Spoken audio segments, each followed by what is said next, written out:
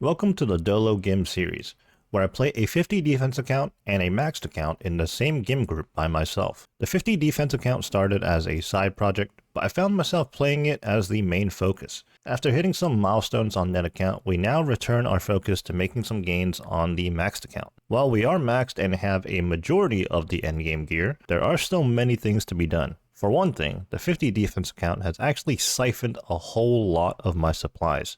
If you've been keeping up, I've been talking about prayer potions, so that's one of the big things. So we're going to have to do some Ironman chores. We're also less than a week away, in real time of this recording anyways, from a clan bingo. We'll have to see if we can get into any grinds before then, or simply just relax until the bingo starts. I suppose we should get started on the prayer potions. Currently just making some unfinished potions right now. Now, fun fact, I don't know if many people know this, but if you have 99 herb lore, or say you're even maxed and just wear the max cape, you can actually make unfinished potions without cleaning the grimy weeds, or the grimy herbs rather. Now, I'd love to give this EXP over the 416 hero or 50 defense account, but honestly, after playing on two accounts for so long, now keep in mind all the progress I've been making on 416 hero, I've been AFKing playing this account on the side, whether that's rune crafting, mining, or whatever else low intensity activity you can think of, fishing. We've been doing that the entire time. So I think I'm going to be single logging for a little bit here, at least for a week or two, and then we'll return back to 416 hero and probably enter a skilling era of sorts. But for now, we're just going to be doing things on one account, keep it simple. We've got just under 100 prayer potions in our potion storage right now. Let's see what we end up with after processing 900 of these Renar potion unfinished. We do have the Alchemist amulet on, so we're going to get a few extra doses. As you can see right here in our inventory, we already have two 4-dose prayer potions. Also, the prescription goggles are going to save us some snape grass. I didn't precisely do 900 Renar potions, but we end up with 790 prayer potions now after going through most of our Renars. We still have some left. I'll just save those for another time. But essentially, we went from 389 doses, I believe, to now over 3,100, almost 3,200. Anyways, there's some other potions for me to go through, but I'm not going to bore you with that. Mostly, it's going to be divines. I'm actually going to have to crush these crystal shards down into the dust. But I'm going to get through that, and then we'll find some other content to do. I do have a pretty extensive list of things I want to be doing, but between now and the bingo, which is about 6 days or less now even, I don't want to really get into any grinds that will take me quite some time.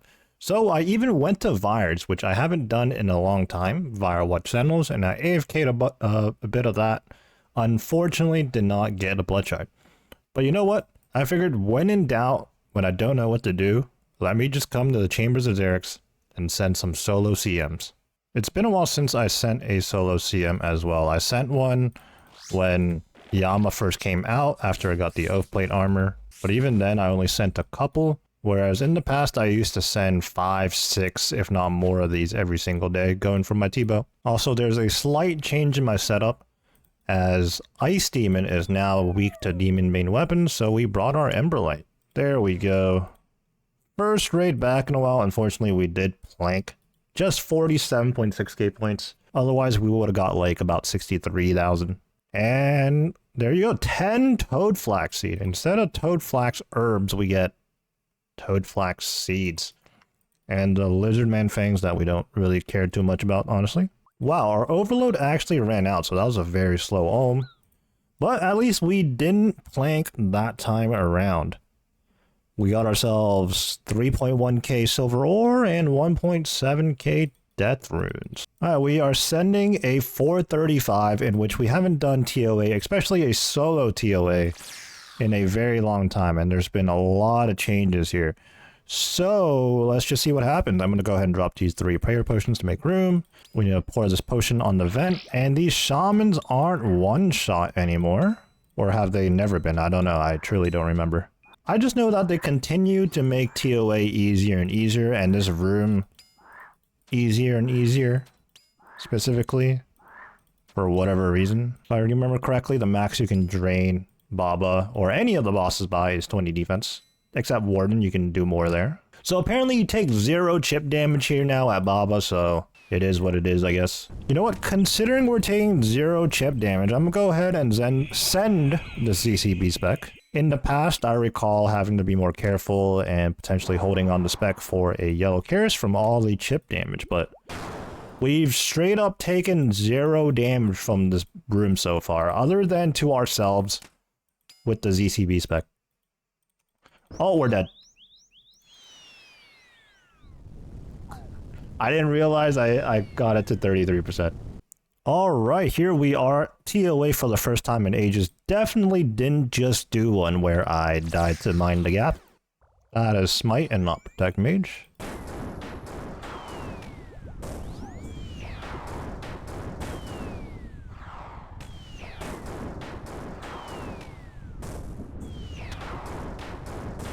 That could have been bad. It was mostly going well there until I walked into that boulder, but saved it. We didn't panic and we saved it. No purple. First TOA back and no purple. What do we get though? 12 Renar seeds. Not bad at all. Not bad at all. We're now sending a duo. With a new IM no less. Oh. Well done. Jewel of a Masket. Wow. Very, very cool. Actually, I didn't even see what else we got. I didn't even look at the loot. Boo. 21% chance and we don't get a purple? Alright, down to a 4-man now. What is this garbage loot, bro? Are we sure these numbers are accurate, man? Oh boy, gems and gold ore. Time to send another solo CM. And we get a 3449. After the raids we've done today, we ended up with a whole 2 Ruby Bolts E remaining. That's right, just 2. So with that being said, we're going to work on recovering that now. We're going to be chiseling rubies into ruby bolt tips, and we're going to be smithing addy bars into adamant bolts. We've processed about 2,000 bolts. We're in the final stages now where we're just turning the regular ruby bolts into the ruby bolts E. So we're just chilling in the POH right now. Have to swap back to the standard spellbook for this. While I'm not going to be logged in on 416 Hero, the 50 defense account, for a little bit here to take a break, I am going to periodically still log in to do a birdhouse run. We are currently 82 Hunter, still using birdhouses, magic birdhouses. And at 89, we're going to be using redwoods. A whole new day today, so we're going to figure out what we want to do today. Obviously, when we first log in, we gotta do our birdhouse run, which in all honesty, I could get away with not doing one for years at this point because I have over 20-something thousand doses of Ceridomin brews, or like 7,000 brews in total in the potion storage. But it's just a habit we do, and I guess, I don't know, Hunter EXP is always good, passive EXP. So now there are just 5 days left between now and the clan bingo starting. After the bingo, I think I already have plans in the works as to what we want to focus on, but between now and then, I think we're just going to be sending some raids. So right here, I'm in the chambers of Xeric's lobby, ready to send another solo CM. Let's just take a look at the collection log real quick. Despite my huge amounts of KC, we're still missing the pet, and obviously with KCs, we still have 2 more KC capes to go. I believe this Xeric's general one is 1,500 CMs. And the Xeric's champion one is the 2,000 one. On top of that, I would very much appreciate a twisted bow, a second one, shocker, we want the mega rare, so that 416 Hero can have one as well, since it already has a scythe and a shadow of its own. Many of the other purples in chambers are actually useless to 416 Hero. For example, we can't use the prayer scrolls, we can't use ancestral, we can't use Dint. So actually this entire row of purples in the collection log here we can't use. We can't use a twisted buckler either. We already had some dupe Dragon Hunter crossbows sitting in the account. And I did pull 4 Eldermoss and 2 Kodais, but unfortunately I got rid of those. And I don't have a second pair of Dragon Claws either. So there are things to get here at the Chambers of Xeric's.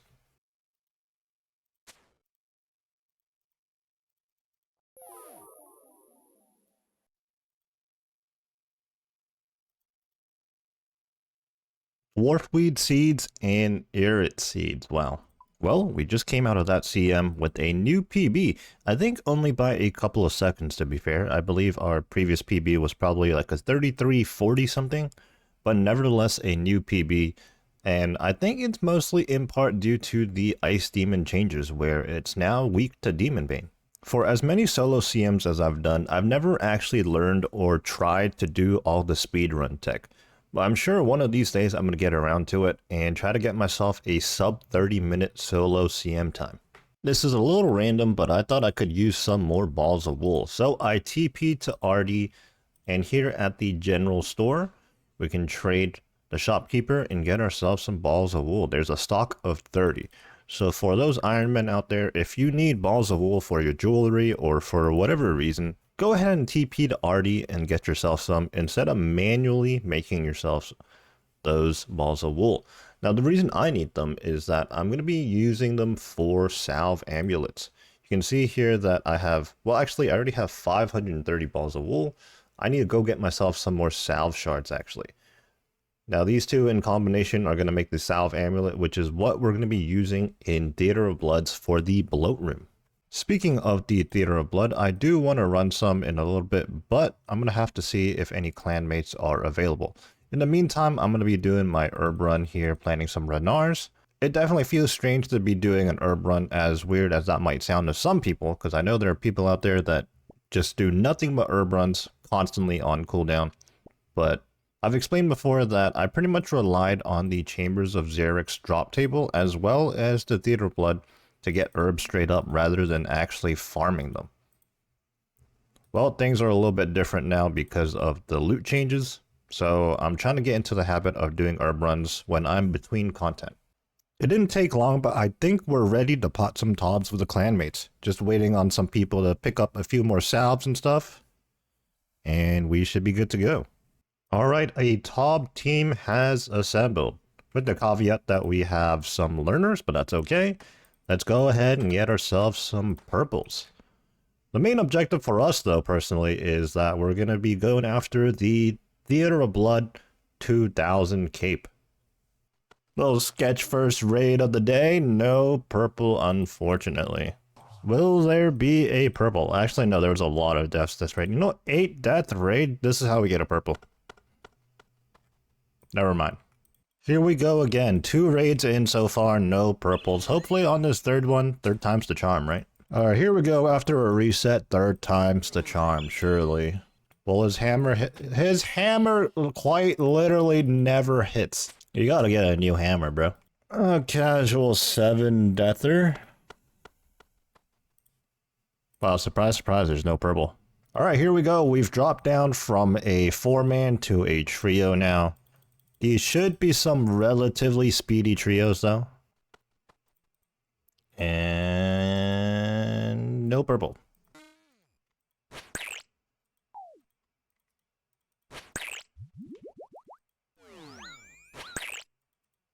That didn't count, I don't think. Oh, they both went down.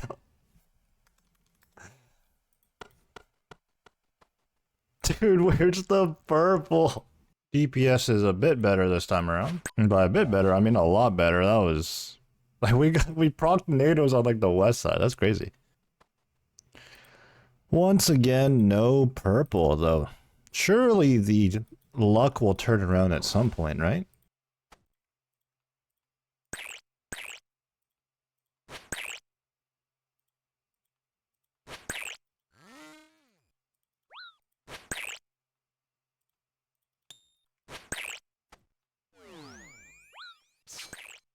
Nice. What time was that? 1741. Okay. Disappointment. Where is the purple?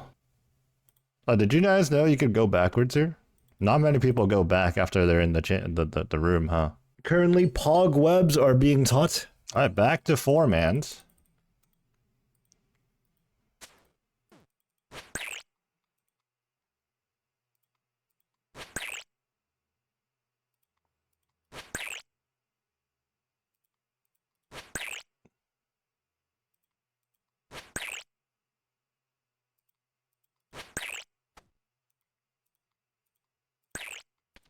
Oh. Okay, we did so much damage, there was no rat. We did so much damage, we didn't even get to do it. That's crazy, we didn't do enough DPS that time. Complete opposite direction. Alright, come on, man, where's the purple? Where is the purple?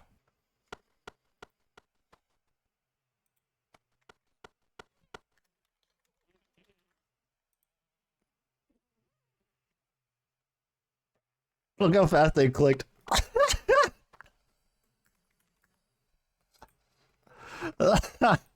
Wait, someone left Bruce behind. Just did a bunch of top, 10 or 11 I think I counted, and no purples to be gotten, unfortunately, so we're back at CMs for the night.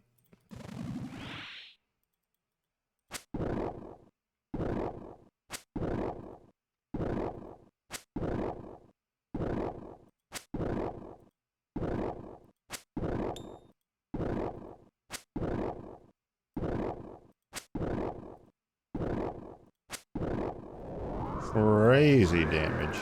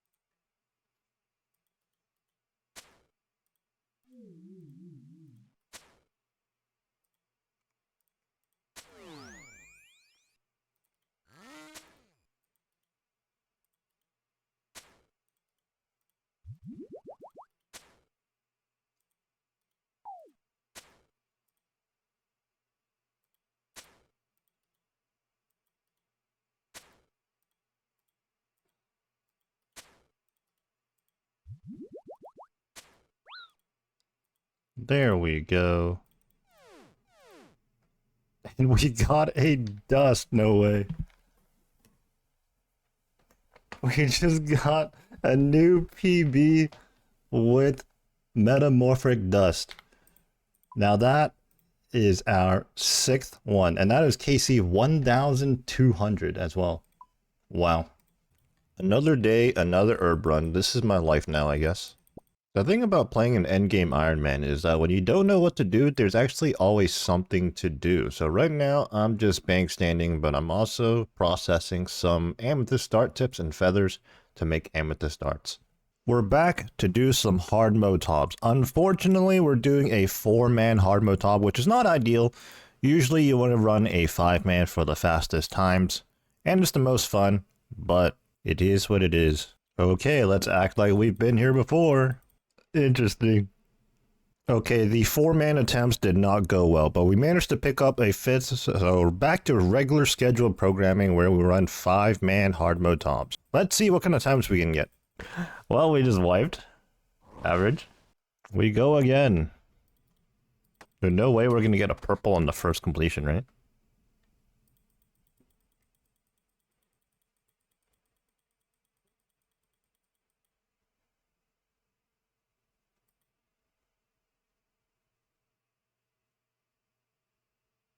It's about to get hot.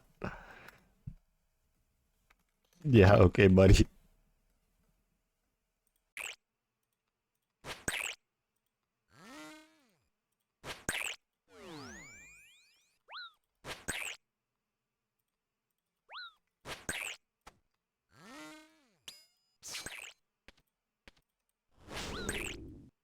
Very nice. Looks like we made it, chat.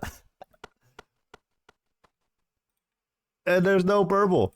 1611. Not even a sub 16. Right after the hard mode top session, I made my way over to TOA, got some other clanmates running TOA right now. In fact, I actually showed up just in time. They were about to go into one, and right as I entered the pyramid, I was like, wait, guys, no, wait for me. And then they waited.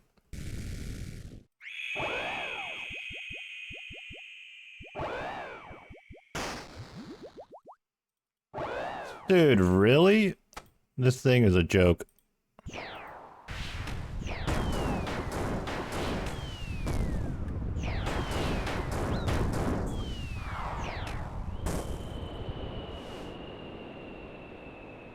Okay.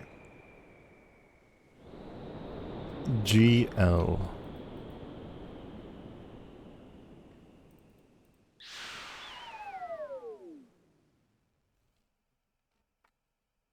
Oh, we got a purple, no way. 2 blood essence for us, that's pretty good. And what are we getting? Hey, Missouri chaps. Not bad. Wow, finally a purple. Haven't seen a purple in TOB or TOA in a super long time. Welcome back to another GIM series video. If you've been following along, you'll know that I typically play 2 accounts at once, one being a 50 defense account, and this account, a maxed account, all in the same GIM group. So kind of a dolo dynamic of sorts. For much of the series thus far, we've been heavily focused on the 50 defense account, and that's because I create that account fresh, and you know, early game, mid game progress is always very addicting as an Ironman. With that being said though, I'm ready to put some hours into the maxed account once again. There's still plenty of things left to do on this account. And above all, it's actually just really fun running around the game, doing content with clanmates. Today we start off with some typical Ironman things, but then we get into completing an achievement diary that I should have done a long time ago. Logging in for another day of Old School RuneScape. This time around we're starting out the session by collecting some salve shards. If you've been following along, we've been doing a whole lot of Theater of Blood lately, and each time we do 1 KC of TOB, whether that's hard mode or just regular, we're burning up these salve shards. We're dropping 1 salve amulet at a time. If you don't know, that's just to make room for more supplies later on in the raid. One of my long-term goals is to achieve the Theater of Blood 2000 KC cape. Now if we take a look at our collection log here at TOB, we have 782 normal KC, 4 entry modes, but entry modes don't count, 556 hard modes. So rough math here, if we combine them together, that's about 1300 something KC. So we got under 700 KC to go until we get the 2000 cape. There's actually another cape at the 1500 mark. I guess we're pretty close to that too. But yeah, there's nothing else from TOB we want at this point other than the KC capes. We have our kits, we even have the pet and the dust, and we have all the items we need.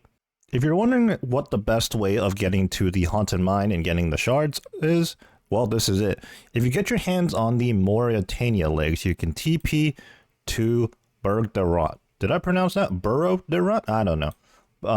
Anyways, you get put here right at the minigame. What is this minigame called? Temple trekking. That's what it is. You hop over this fence, and here is the entrance to the mine. Hop over the minecart. There's Settled's broken rune crossbow. Go on in, and right to the left, as soon as you enter, you just call through this cart tunnel, and here you are. You don't have to go through the whole maze in the mine again. It's just right there at the entrance. Anyways, enough yapping about salve shards and salve amulets and whatnot. We are now just 3 days removed from the clan bingo starting. If you've been following along, you'll know that I've been mentioning this bingo for quite some time now, and I was even trying to get the Emberlight, the Tormented Synapses, and the Zenyte shards over on the other account done before that. Well, it turns out, you know, luck turned around and we had a whole week before the bingo started. So I've just been playing this account the last few days. You know, being a maxed account, you know, we're just out here having fun playing the game actually. We're then going to do the bingo. It's just a short weekend bingo, and after that we're going to be locking ourselves to some grinds. I do have some big goals for this account despite it being maxed and having most of the gear that I want, but obviously with this game there is always something to do, especially as an Ironman. At the moment, I don't think any clanmates are available to do any TOBs or TOA or anything like that. I could do more solo CMs right now, but we'll save that for another time.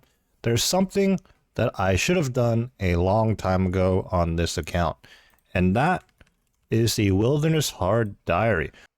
So right now we're at the Mage Arena Bank, and we have to pick up a God Staff. I think I can get one through here maybe? I don't quite remember. I dropped all of my old ones. But here I am needing another one. Okay, I guess I trade this guy. Well, I'm gonna need some GP. Be right back. I believe I have everything I need to complete the Wilderness Hard Diary. I guess before we start, let me explain the reasoning why I'm doing this now. So I've procrastinated the Void Waker grind for a very long time now, but I do plan on doing that soon. I do have a decent amount of Calvarion KC. In fact, let's just pull up the collection log real quick. Calvarion and Vedion. There we go. You can see that I have 1461 Calvarion KC, 4 Ring of the Gods, 2 Dragon Pickaxes, 8 Dragon 2 Hand Swords, and even the Skull of Vedion, which I believe is used as an attachment for some kind of wilderness weapon. Not sure which one. But we don't have the Void Waker Blade. I don't know the drop rate off the top of my head, but we're definitely over rate for that. I did most of that KC before they implemented that weird change where they have an arbitrary delay before you can teleport. And that delay can be removed when you complete the Wilderness Hard Diary. I really don't understand the logic of that, but it is what it is, and we're going to have to get the Wilderness Hard Diary done now. First things first, we're going to have to fight a lava dragon. Now, I don't know any of the save spots. I know this is a common thing to do for people in the early game starting out, but this is something I've never been to. Clearly because I don't have the diary done. Unfortunately, I don't think the first one's going to count because this was already hit, but luckily I've stumbled upon the save spot, so I guess we'll just wait around for that one to respawn, and on the next one we should get the credit for it. Alright, let's lure it over here. Hopefully no PK runs up on me right now. I probably should have brought another spell. I mean, it's a dragon, so I think they're weak to water or earth, something like that, but definitely not fire. But I believe I need the spell for something else here. Oh, these runes were for Saradomin Strike specifically, which I'll need to cast on a player. Down it goes. That should be 1 combat achievement done. Although, I thought it said we had to bury it. Maybe not. Alright, you know what? I'll take these adamant bars and lava scales on the way out. Maybe even the black dragon hide, why not? Next step is to fish a raw lava eel in the lava maze. Is this guy a PKer? He doesn't look like one.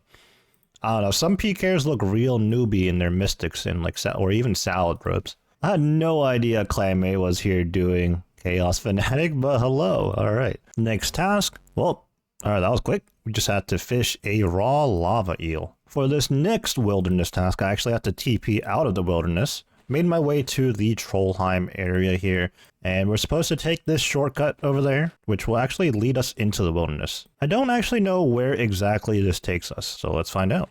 It's kind of crazy that the game is so expansive that you can play this game for thousands of hours and just never touch certain areas or pieces of content in the game. Yep, let's go ahead and go in. Like, I've quite literally never done this on any account. Where are we right now? Just south of the cemetery. Okay, cool. Making my way over to the wilderness resource area here. And we're going to be smithing ourselves a scimitar, an Addy scimitar. Got the 2 bars on us. Let's make sure we click the right thing here. Scimitar. And there we have it.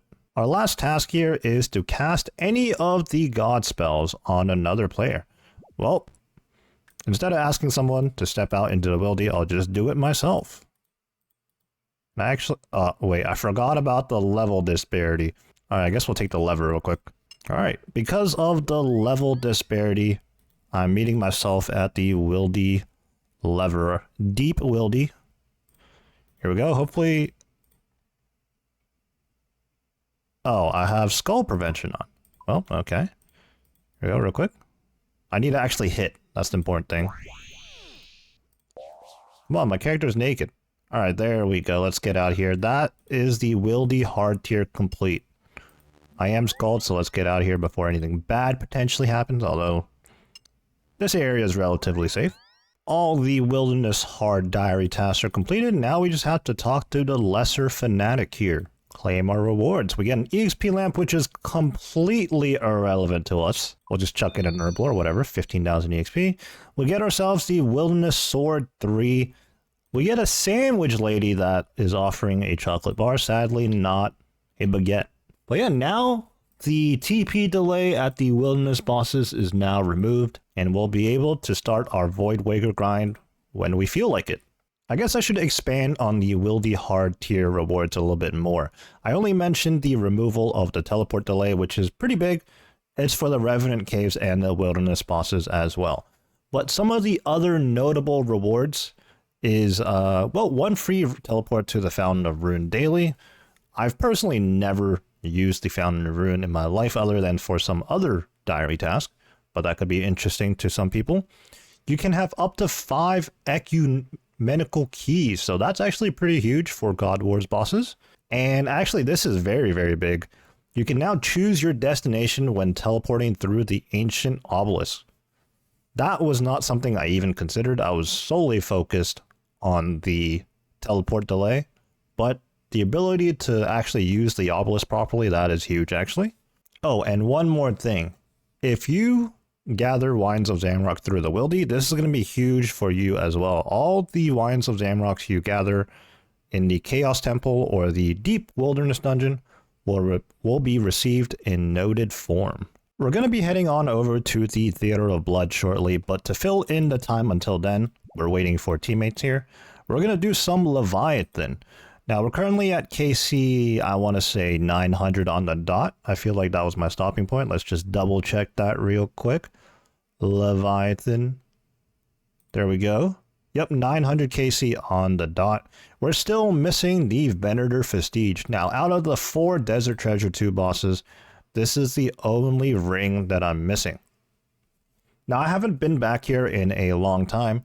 The last time we were here, they didn't do the update yet, so I have no idea whether I'm 1 out of 2, or 1 out of 3, or 2 out of 3 on the ring. But I guess we can find out now. So our very first drop here, we get 2 gold rings, which means we are indeed 2 out of 3 on the ring rolls. We are dry, but at least that's a good sign that we're just 1 roll away. Alright, after a little stint at Leviathan, we didn't get any drops there unfortunately, but we do now know that we're 2 out of 3 on the Venator Vestige, so that is a bit motivating. We'll try to get the ring at some point. But we're finally ready to pot some Theater of Blood. Let's just see how this goes. I am on an Australian world right now, so I have like 200 ping, but I mean, it should be fine as long as it's consistent.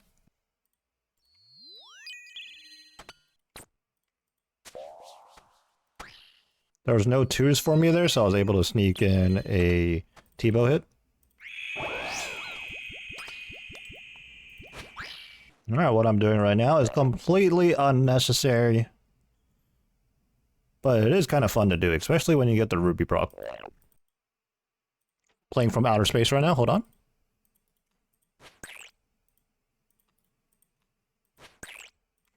I set up the pog, I believe. The pog has been set. Despite myself. Okay, the pog tank set up without the webs. Getting pretty good at that. And we got a never mind. No purple. Never purple. Alright, first KC went pretty well, all things considered. No purple, though. Let's see how this second one goes. In an ideal world, it would just keep switching back and forth between melee and range, because the mage one is actually very bad DPS for us. Not just for us, like in general.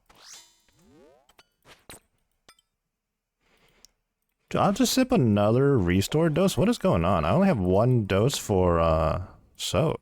Chally's up, let's use it. What a terrible Chally. Yeah, so somebody didn't hammer, but I'm not gonna say who. But I'm just saying, somebody didn't hammer. I'm just saying, somebody didn't hammer. Oh, good hammer. Alright, the beauty about regular top is that you just get a ton of points, so let's just get a whole new stamina. Okay, I suppose we're waiting. A 12? You know, I kind of can't afford to wait, actually. I'm gonna die. A 10! Dude, it just keeps maging. Dude, I just took like 30 damage from standing here. Oh, I'm dead. I don't even have a ticket. Goodbye. You know, at least I smuggled a stamina pot out of here. No purple. Surely 3rd time's the charm. This is where we get ourselves a purple. T-bow misses. That's a terrible sign. You know, regular Zarpus sucks. It sucks even more when you have 200 ping. What the heck is this bet? I can't even hop to my... Okay, never mind. I guess I'm not doing a birdhouse run because I can't even hop to my account. It's a 2K total world. GG, the hammer guy is like 5 ticks behind. 81. Okay, 11.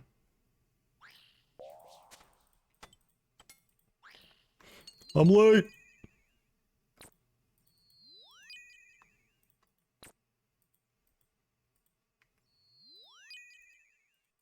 I'm already... Dude, that's what I've been saying for like the last hour. I'm lagging. Wait, hold on, guys. We're now 3-2 on Aussies versus US players. Why are we on the Aussie world? Oh! Good night. No, please. Please, no.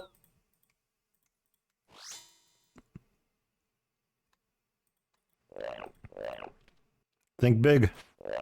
Biggest chap. I'm dead. Okay, I swear I can't ticky. It's literally impossible for me to ticky blow on here. What? I clicked! Bro, I swear I clicked. This is some BS. Wait, if my ping is 5 times higher than it normally is, does this mean I should play 5 times slower? You ticky 2 ticks before the ball hits you?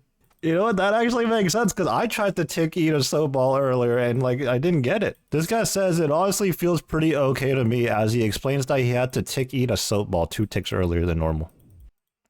Eat the shark.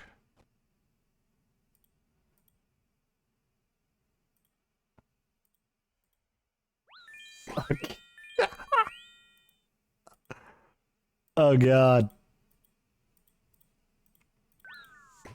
Please no. Good thing I had redemption on.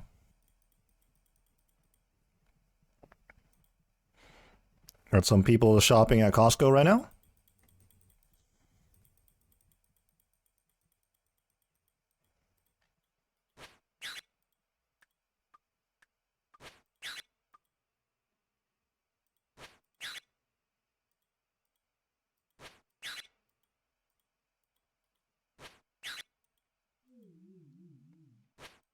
I can't believe this guy just... Wait, what?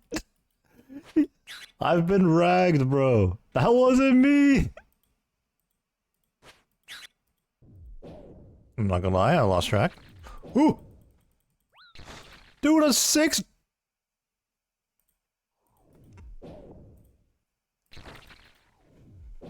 Everything's fine? Everything's fine. Alright, who healed him, man? Alright, guys, let's act like we've been here before. Let's act like I've had my altar on this entire time. Nobody asked. Huh? Damn, that's weird. I have 95 spec back? That's crazy. Wow, P2 lasted that long? That was a slow P2. We're gonna get like 1 hit into the pogweb. That is unfortunate. Yo, what's going on, man? Oh, I done goofed. Why can't I move? What was that? Ooh. Wait, I'm so confused. Why couldn't I move right there? Did I click on something that, like, despawned again?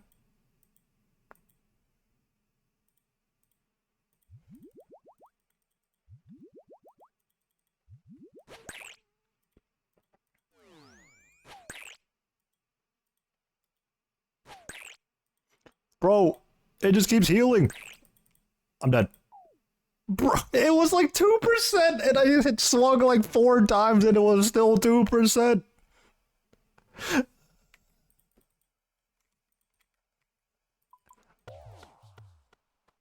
Oh my god, no way, no purple? Wow, shocker. A little bit of a deja vu as yesterday we did a top session and then quickly ran over to TOA. We're doing the same thing today.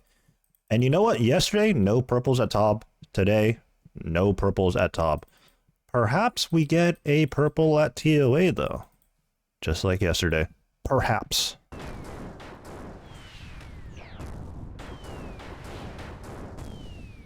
Play it safe here. We have an ambrosia to use. Alright. Still beat time despite him DCing and stuff. First TOA today, what are we gonna get? And he walked to the side, so I already knew we weren't getting a purple. 7 Dragon Med Helms, 276 Potato Cacti, oh boy. Attempt, or not attempt, but run number 2. Let's see if we get a purple. 9.64% in 28 minutes. And... boo. Absolute tragedy. Cache of Runes, Dragon Dart Tips, and Toad Flax Seeds. This is actually pretty good, minus the Toad Flax Seeds. Third and probably final TOA of the night. Let's see if we can get our hands on anything.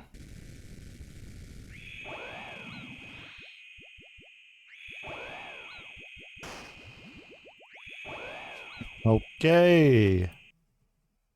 Oh, I saw my key. I saw my key, I didn't zoom in enough. So if it was a purple, it would have been his. Toad Flax again, man. Come on. I'm here at Leviathan, and the clan bingo I've been talking about all this time has finally started.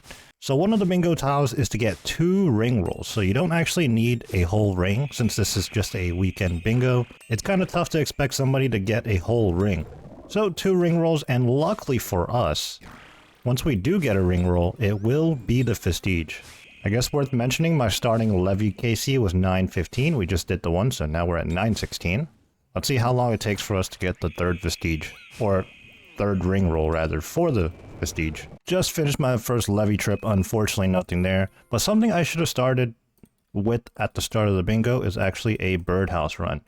Now, Hunter EXP is one of the tiles, and it's just combined EXP with the team, so we're all contributing by doing birdhouse runs, which are kind of like 0 time, right? And then I think 1 or 2 people will actively train Hunter to get the total EXP we need. But with that being said, we're going to do a birdhouse run right now and then head back to Levy. As we're heading back to Levy, weird flex. You know, I gotta mention this since the bingo just started. I was the first pick in the entire bingo, so there's actually no impressing anybody. It's only letting people down if I don't pull my weight, I guess. Not the Vestige, but we got an Awakener's Orb. They're only 650k nowadays, jeez. KC 941, 2nd Awakener's Orb. Not what we're here for. We just hit KC 950, that's about 35 KC since we started the session. Nothing interesting yet, just 2 Awakener's Orbs, I guess. Sometimes the game just does a little bit of trolling. As you can see, my inventory is now filled with anglerfish. I'm convinced Jagex knows when your clan's running a bingo, because since the bingo started less than 2 hours ago, there's been drops left and right. Most recent notable thing here is Gilded D'hide Vambraces. 3rd Awakener's Orb of the session. Let's just hope that just means the RNG is warming up. 4th Orb of the session. There it is, Venator Vestige. Let's go. Let's get out of here. Before we move on to the next piece of content for this bingo, let's take a look at the collection log. We got that on KC 976. That is all Desert Treasure 2 rings completed for this one account. We're going to need a 2nd set in the future for the other account though. Haven't actually locked into what our next grind is going to be, so in the meantime, while I think I'm going to do some Zulrah. 2 Zulrah uniques is on the bingo board. Again, I'm telling you, bingo RNG boost. Inquisitor's Plate Skirt. I actually need that. Wish that was me. So I think I decided that as soon as the next birdhouse run comes up for me, I'm going to do that, and then I'm going to head to Chambers. In the meantime, though, I'm going to be continuing doing Zulrah. This is not what you want to see in the middle of a bingo. They drop like 5 rune javelin heads. Or not even heads, but they're rune javelins. Oh no. Okay, so I've decided I'm going to send a couple of CMs, try my luck here. We do need 2 Cox purples. That's on the bingo board. Yeah, big damage. Purple? No purple. Unfortunate. First raid, no purples. 3,000 soul runes, I'll take that. Wow, 1.4 mil? Soul runes went up or something? That seems like a lot. No purple on the last raid. Without wasting any time, let's hop straight back in. There we go. No purple, unfortunately. Some planks. In we go for our third CM tonight. Surely we see a purple. I think I checked to the screenshots, and my last purple was about 30 plus CMs ago. So surely we're due one. Okay, another one down. No purple. 3 CMs now, no purple, no kit, no dust, no pet. Alright, 3 raids now, no purples, no kits, nothing. But we gotta keep going. Sending our 4th one now. No purple. 4 CMs in a row. No purples. Unfortunate.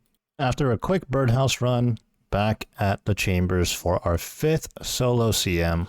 I don't think I ever summoned a range thrall, huh? No purples. 5 CMs in. Oh boy, a torn prayer scroll.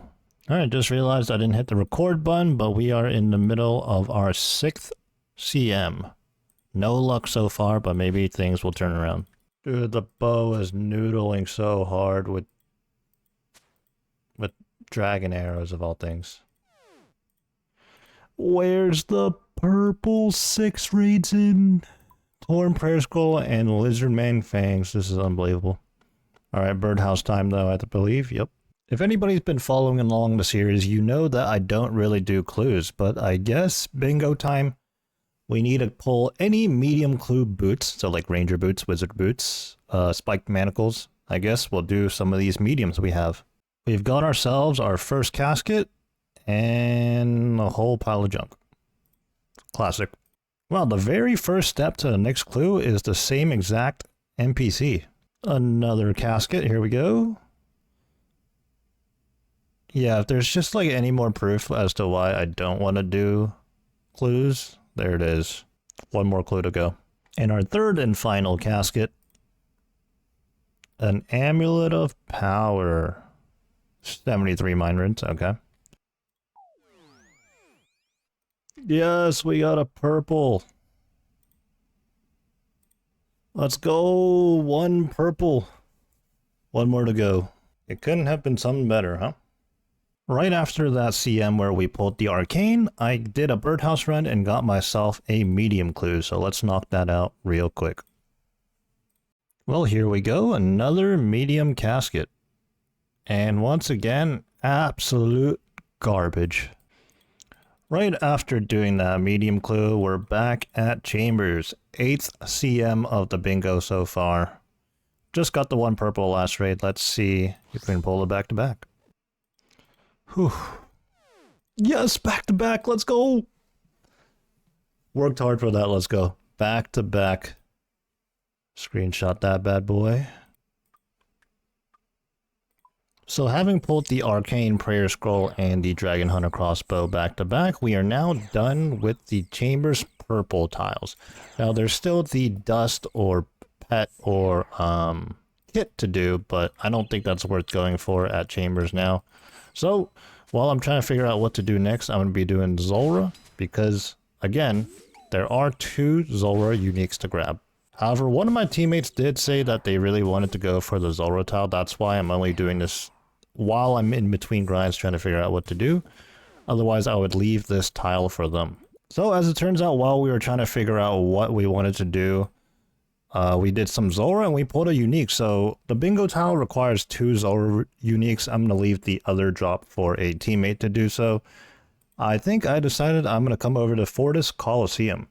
Another bingo tile is to have 2 Coliseum uniques. So let's just see how this goes.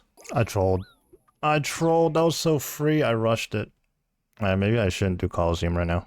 So that was a super free wave 8 right there, but I guess it's just from me being up all night, because it's currently the morning right now. You know, I've been doing those CMs. I've been doing Leviathan even before that, and all the Zulrah. So that was just brain not working right there, but I 100% knew what to do in that wave. I just completely rushed it. Having just died at the Coliseum to a easy wave, no less, I realized I have to go do something else. I couldn't figure out what to do, and like I said, I still want to leave Zulrah for the teammate. So here I am at the Corrupted Gauntlet. Now, doing CG probably isn't that much better than doing Coliseum. CG is still pretty intensive, but hopefully this goes a little bit better. My current Corrupted Gauntlet KC is at exactly 1,000, so we're about to ruin that perfect number. Hopefully it'll be worth it, and we get some armor seeds, weapon seeds, maybe even another enhanced, who knows. But either way, I'm going to need more shards down the line anyways, and I'm not a huge fan of thieving, so the Gauntlet's always going to be the way for us to get more shards. Here I am doing a birdhouse run. You might be wondering what just happened. You were at CG. Well, yeah, I just blanked. Should have seen that one coming. Well, in a mad scramble to figure out what I want to do, here I am at TOA. I don't know. Right now we just have to figure out what sticks for us. I'm dead. You know what? Maybe it's time for bed. I just died at 3 different locations, so I think that is my cue to go to bed, recharge up, and continue the grind after I wake up. Alright, after planking left and right hours ago, I went ahead and went to bed instead because I realized it was probably time for that. Now, we're waking up on the Friday, so actually still on day 1 of the bingo actually, because the bingo actually started at 11 p.m. for me. And let's start off the day by doing a birdhouse run for the Hunter EXP. So logging in today, checking the progress on the team. We're currently 1 out of 10 Scurrius Spines. So we should be able to snag a few more pretty easily. I mean, Scurrius should be quick. What a sequence of events. Teammate gets the Fire Element Staff Crown. That means our Royal Titans tile is done. And then I just got a Scurrius Spine, so that's 2 out of 10 on the... Oh, let's TP out on the Scurrius Spines. I can't even remember if I recorded or not, but I did pull a Scurrius Spine at the same time a teammate finished the Royal Titans grind. So we just need 8 more Scurrius Spines, but now we're switching over to Taub. We're going after 2 Taub purples. Now there is a hard mode Taub kit or dust tile as well, but we don't have a full hard mode team available in our team. And there aren't even other people on the other teams like available right now to do hard mode Taub. So I think it's in our best interest to do a regular Taub, because based on the teams, I also think that we have the best all-around Taubers. Other teams have people that do Taub, but it's only like 1 or 2 people. We actually have a full team, in my opinion. No purple. It's over. No purple. It's okay, only 2 raids so far. No purple. In between raids, a couple of teammates had to AFK do some stuff, so no AFK time for me as long as I'm actively sitting in front of the computer. I'm here at Scurrius hoping to get another Scurrius Spine. I think the team is currently 6 out of 10 on spines. Here's a purple. Oh my. Nope. Dude. We gotta be close though. We just wrapped up the top session. I think we did 6 tops there. Unfortunately, no purple, but we're gonna be close to rate. I'm sure we're gonna do some more a little bit later. But for right now, I'm gonna be going to Fasani's Nightmare. Got a couple of teammates going there as well. Surely we're gonna see a drop. We just need 1 Fasani's drop. And the parasitic egg should count.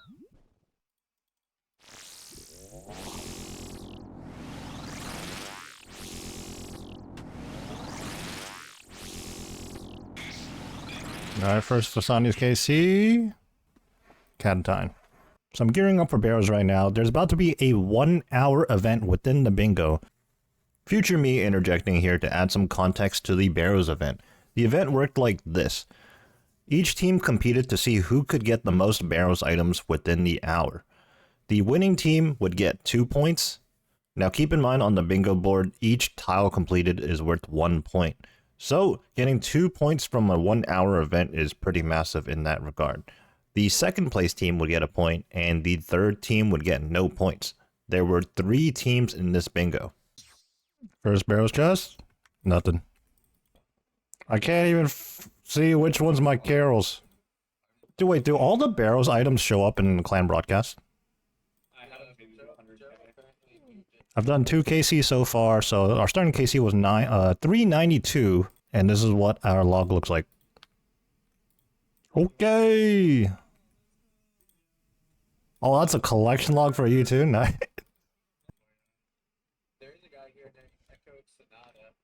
Group is like, why did you laugh at my boots? Because earlier I was like, are those wizard boots? Okay, there's a certain limit to how many people should be in a Discord call, I'm not gonna lie, before it's just like, your ears get nuked. Mid-season trade. Wait, do we have all 10 people on our team right now? I think we have 10. I think it's like 3 teams at 10 now. Okay, now that there's been a couple of runs, people are a little bit more spread out now, so there's not like 20 people at Darrock or something. Sheesh. Dude, that's another collection log? What the? Oh, and my first 3 ancestral pieces in chambers were ancestral hats. So like, I was wearing an Aram's robe skirt, a mystic top, and an ancestral hat. Oh my... What the... He's bobbing up. I'm gonna be so sad if I don't even get one item. Oh, imagine if someone didn't do Barrows since that update that gives you the map. So like at the start of this event, they had to talk to the dude. Carol's leather skirt or top. I didn't get anything. That's 3 leather tops in a row. Okay. This guy just said, man, Barrows is popping today. Okay. Clog 2. Well, that's not a Barrows broadcast. That's like the 4th Carol's leather top. What the heck? Where's my item, bro? After the 1 hour was up, I opened 22 chests individually, but unfortunately did not pull a single item. When the hour was finished, we all gathered on the center hill at Barrows, just to gather up, get a group picture, and also figure out who actually won the event.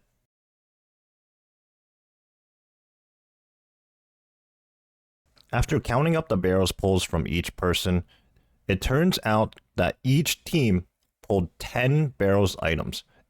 It was a 3-way draw between the teams. You could not script that any better.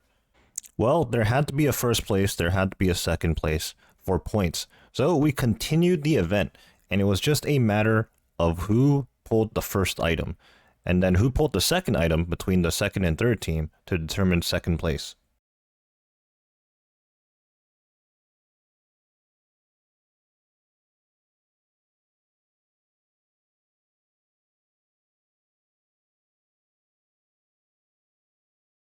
My team ended up second place on this event, so we got 1 bonus point.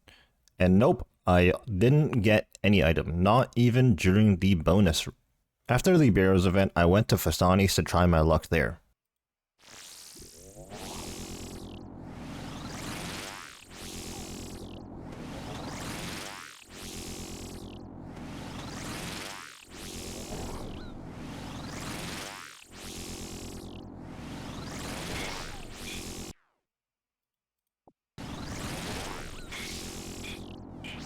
Sandfuse serums.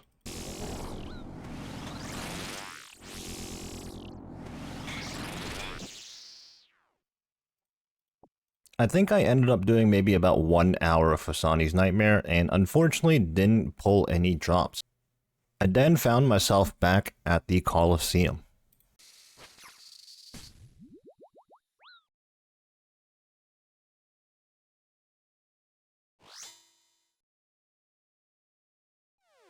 I don't think I really need to say anything about what happened there.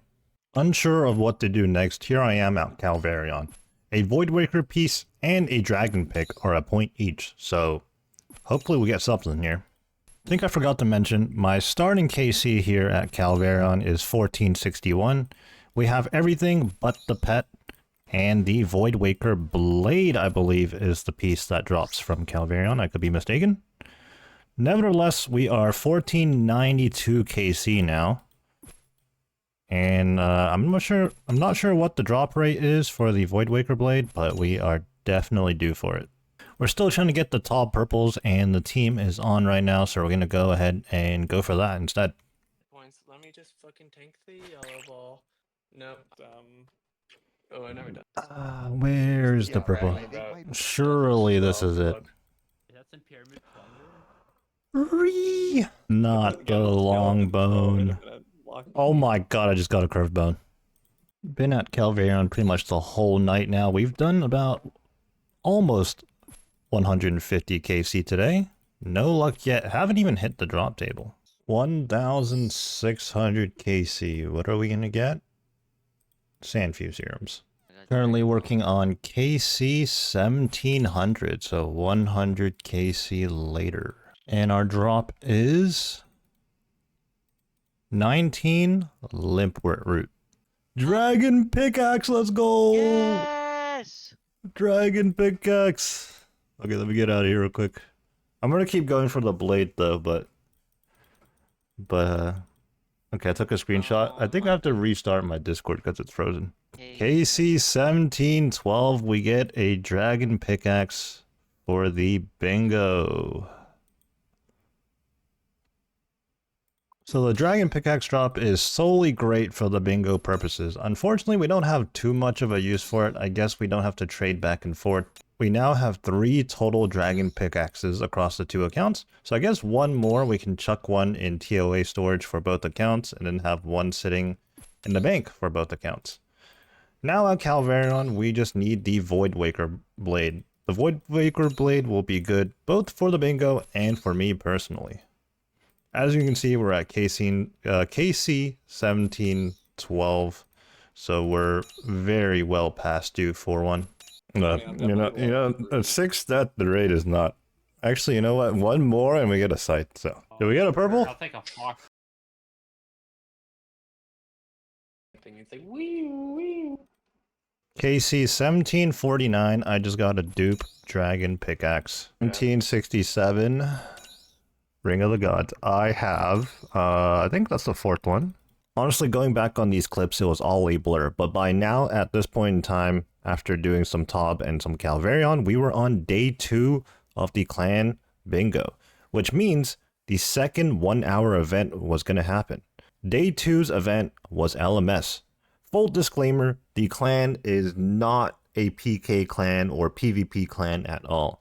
It is very PVM and social focused, so LMS was really out there for us. Oh, and the competition was very straightforward. It was just whoever got the most LMS points. Why did we choose the world with less population? Are we just trying to do like clanmates only? Because Oh, that's way better ping for us. I mean, yeah, but like it's gonna we're gonna get so many less games. Oh my god. I got Yargle on me.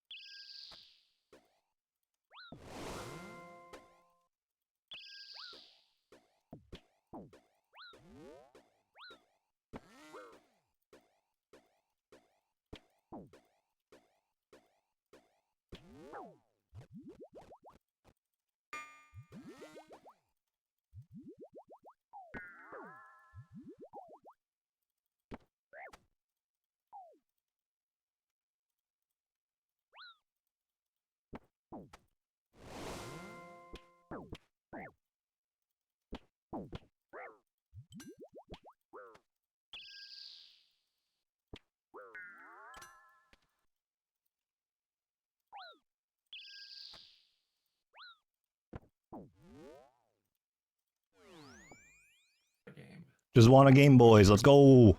I've got 8 points so far.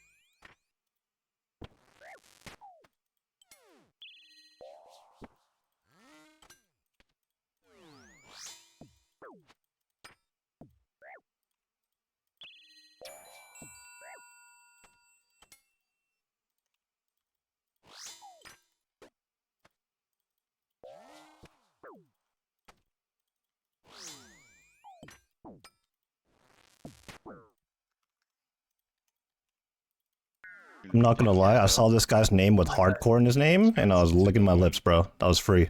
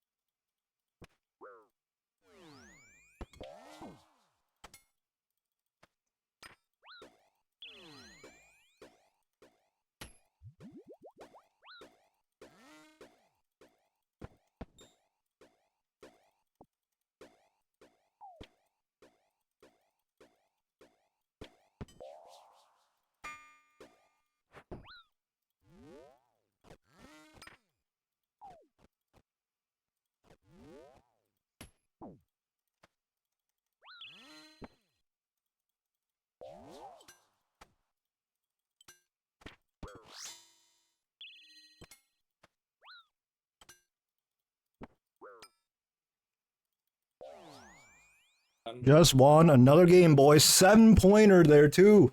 By the end of the event, I finished with 24 points gained within the 1-hour time span at LMS, in which I'll humbly brag, I actually ended up with the most points gained by any individual person in the event.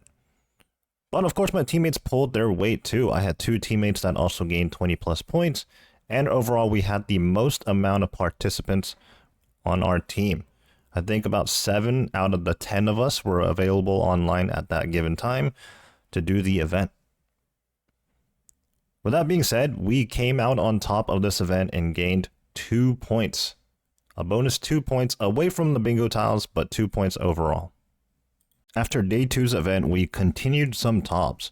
Now, I'm not going to bore you with more TOB clips and just cut to the chase. We ended up doing about 20 TOBs in total over the course of the 3-day bingo, and unfortunately couldn't even get 1 purple. KC 1934, and I get a long bone.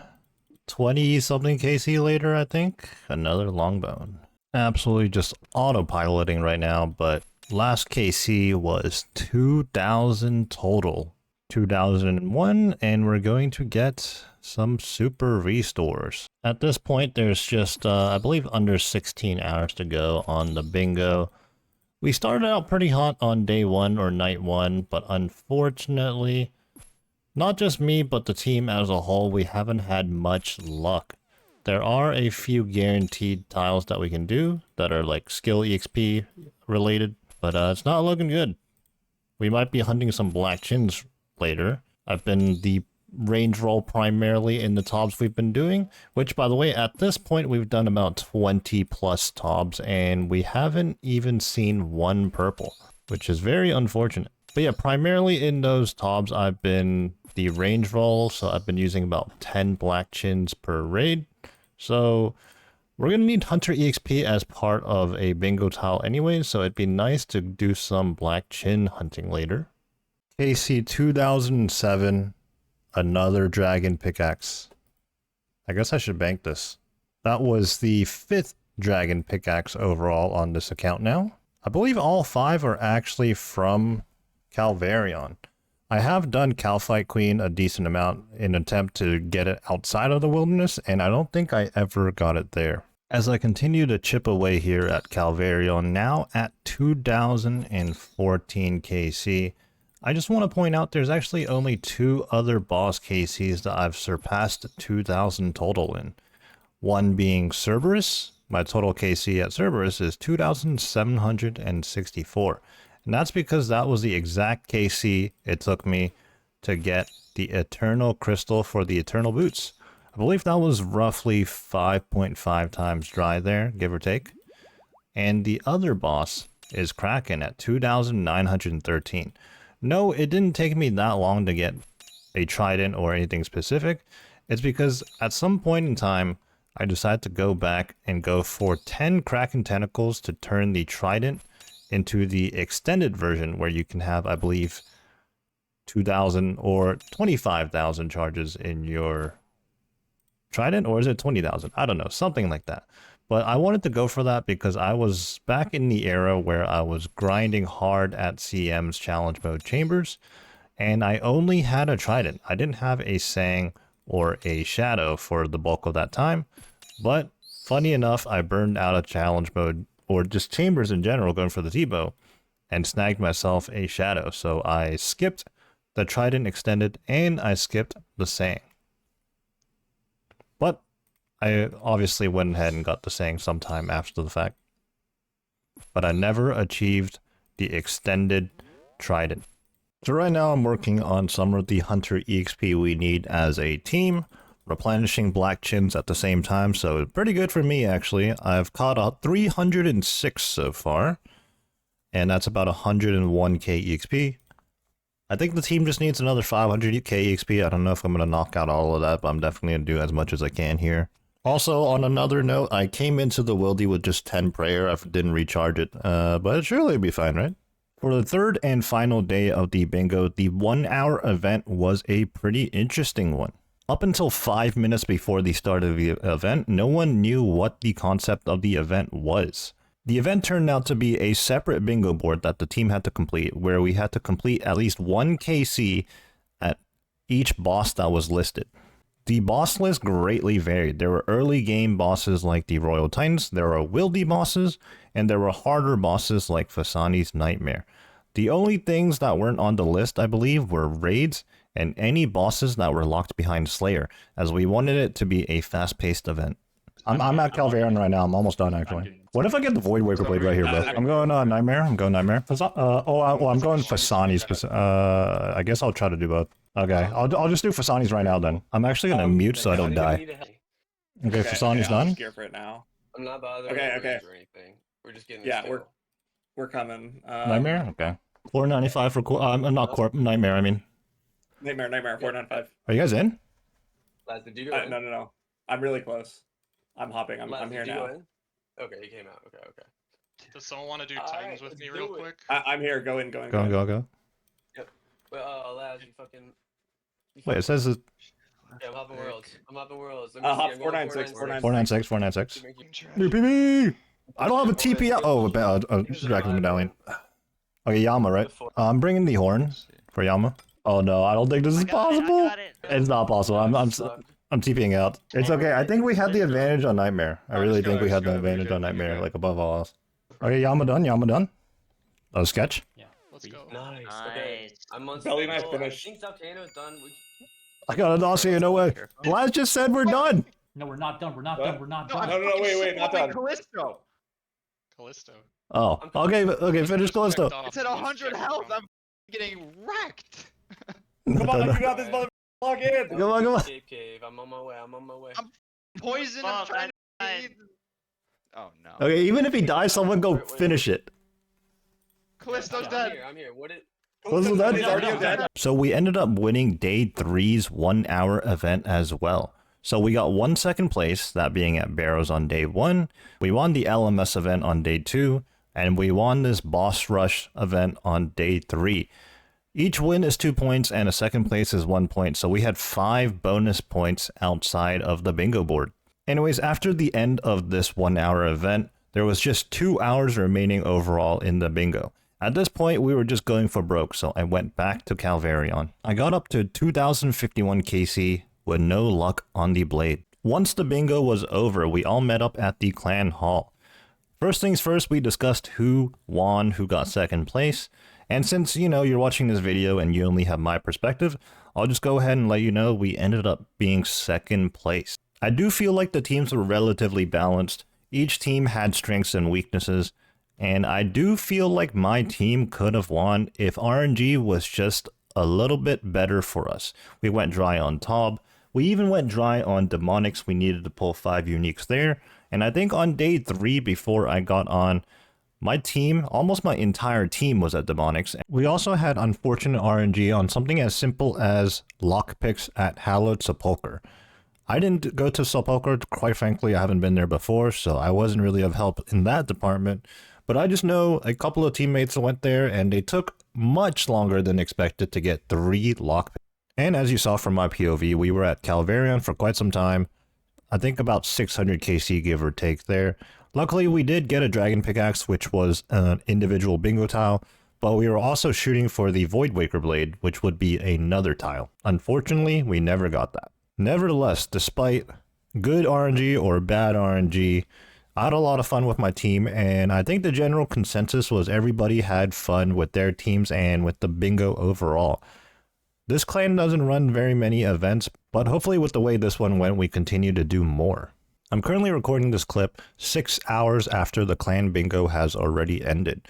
Obviously, I logged out, did what I had to do, unwind a little bit after putting so many hours into the game over a course of 72 hours. But here we are back online because we have to do one important thing here. It's a huge milestone for the account and something that I've been meaning to do for quite a while now, and luckily, we were able to accomplish it right at the start of the bingo. You'll see in my inventory here, we have ourselves the Venator Vestige. So we're going to be able to make the Venator ring. I already unimbued the Archer's ring. I got my 3 chromium ingots as well. And let's just try to figure out how to make these rings. I don't quite remember. Also, I'm operating on very little sleep right now, so the brain is definitely not working at its capacity.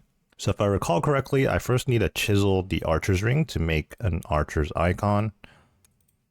And I may need to do it with the Vestige as well. No. Okay, so it looks like I'll just have to take the Archer's icon and the chromium ingots to a furnace. And it says I don't have any items. Interesting. All right, let me figure out what the next step is. It's an icon from an old ring. With the help of Refeminic, you might be able to combine it with something else. But I've already talked to Seer before for the other rings. Do I have to do it every single time? Here I am at Camelot, and Seer is actually just right here next to this oak tree. Now, I was actually mistaken. I personally don't have to talk to Seer. However, you do have to talk to him if this is your very first time making the Desert Treasure 2 rings. But obviously, this is our 4th and final one, so we don't have to do this right now. What we will need, though, is these blood runes in my inventory. I think about 500 of them. And I think now we use them together. And there we go. We're prompted with, are you sure you wish to combine the Archer icon, Venator Vestige, and 500 blood runes to create a Venator icon? Of course we do. Now that we have the Venator icon, I believe we head over to a furnace with our icon and 3 chromium ingots. And we need a ring mold. Classic. Crafting guild real quick. 1 second. All right, we're back at the furnace with the ring mold. And it's asking if we want to craft the Venator ring. There we go. I was under the impression that there was a step involving an anvil, but I guess not. I must misremembered. There we have it. We have our 4 Desert Treasure 2 rings. This Venator ring we got much, much later compared to the other 3 rings. And right now I'm trying to remember the order in which we got the rings. I'm not too sure. I want to say we got the Magus ring first, then the Bellator, then the Altor. I know I got the Altor third, so it was either the Bellator or the Magus that are they're first and second, but I'm not sure in which order. Well, let's go ahead and chuck them in the bank. I need to remove the Archer's ring placeholder. We no longer need that. Let's go ahead and remove the Archer's ring. And in place of it, we get the Venator ring. And let's go chuck the other rings in as well. There we go. We have the best in slot rings in the game.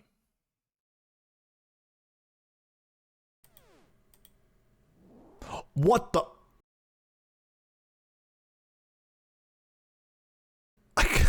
Yeah, I got the pet. First superior of the Smoke Devil's task. Here we go, here we go. What are we gonna get here? Let this be the imbued heart. How nice would that be? And moment of truth. It's been a few days since the end of the clan bingo. Again, the bingo was only a 72-hour period over the weekend, but today is, let's see what day it is today. Today is actually Wednesday, and for the last 2 to 3 days, I actually haven't done anything on the game. I've been logging on, but really just bank standing and yapping and whatnot. Haven't really got into any grinds yet. But I think tonight's finally the night I'm ready to start gaming again, honestly. So I think we're going to be starting off with some hard mode TOBs, unless plans change. Of course, I'm reliant on 4 teammates, so we'll see what the moving parts are. Or if there are any moving parts, that is. Here we go, hard mode 5s. This is not the usual crew. I mean, I still got my usual South Freezer with me, though. I probably could have gotten a T-bow hit there, but I just wanted to be extra safe. First raid of the day, I feel a little sluggish.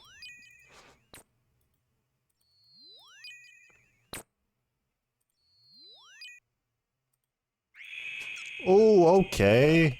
Was that a good sign? First ruby. A bloat. We get the proc. Remember, there's just no consistency of whether I used the special attack bar or the special attack orb. Someone asked me, like, what situations like caused me to use a specific one over the other. Like, I couldn't tell you.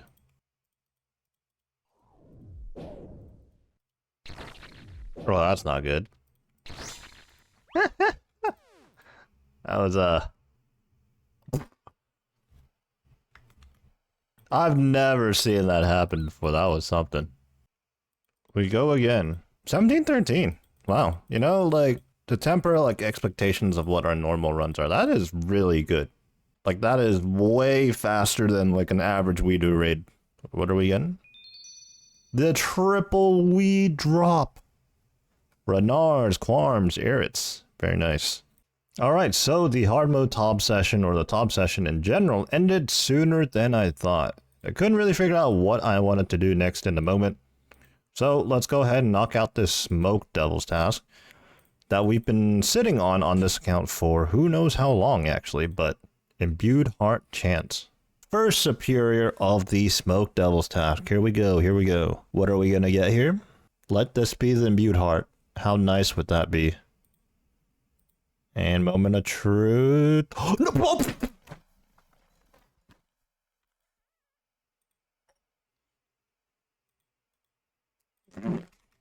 Bro, what?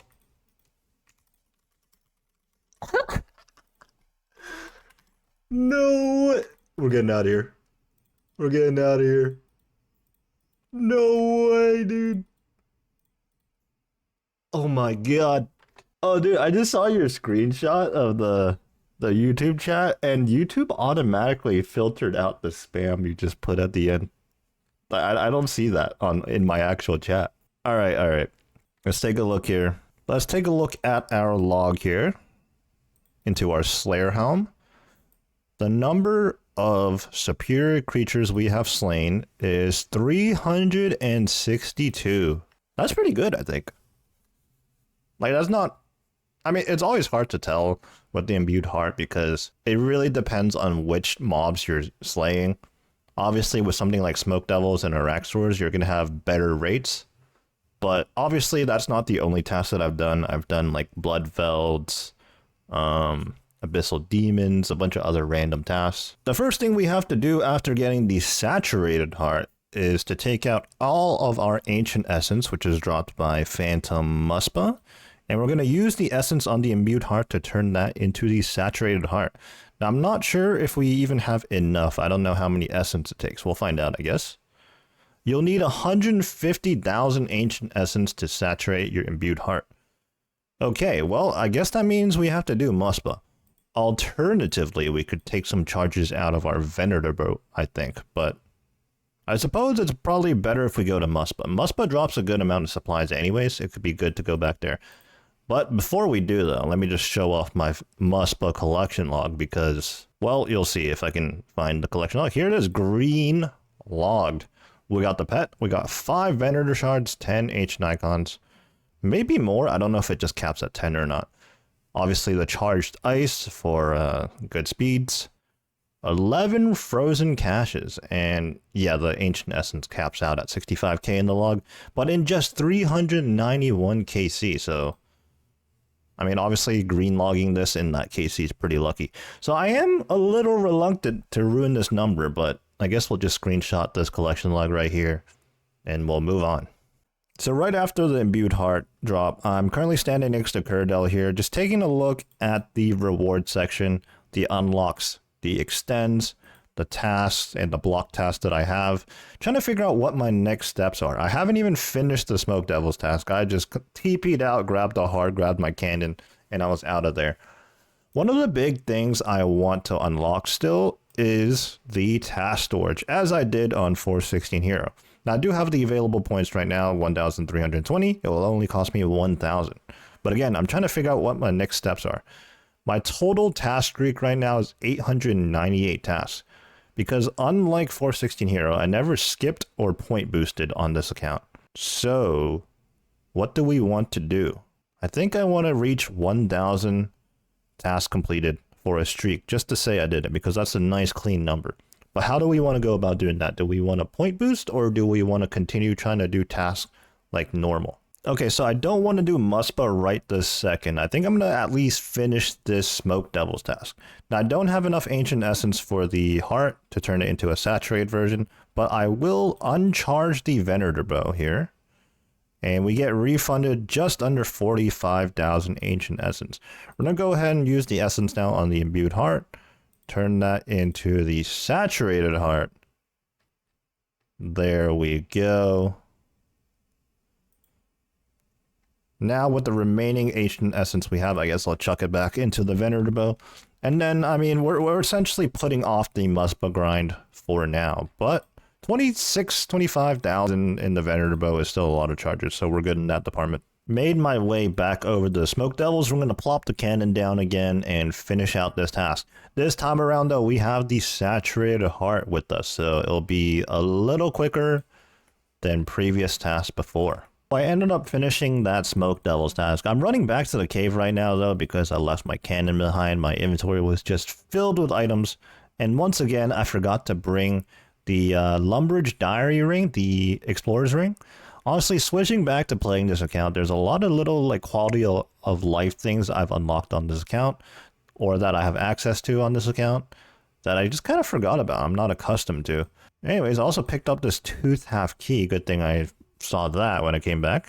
Always got to collect those. Let's go find out what our 900th task is going to be. Our 900th task. Ooh. Okay, so I have my choice here. Jad or Zuck? It's been a bit since I've been back at Zuck. And Jad, but you know, Jad's just Jad. What do I want to do? You know what, this would be a great time for task storage. Well, I was trying to decide what I wanted to do, whether I wanted to do Zuck or Jad, and as it turns out, I never did the GM time on this account. I must have misremembered and did this on my normal main account a long time ago, but I guess it makes sense because for the longest time I didn't have a Twisted Bow or a Scythe or any of those cool items for Jad, so you know what, Kurdell? I will be requesting a Jad task. Thank you. We're going in, screw it. I might be able to just camp Deadeye.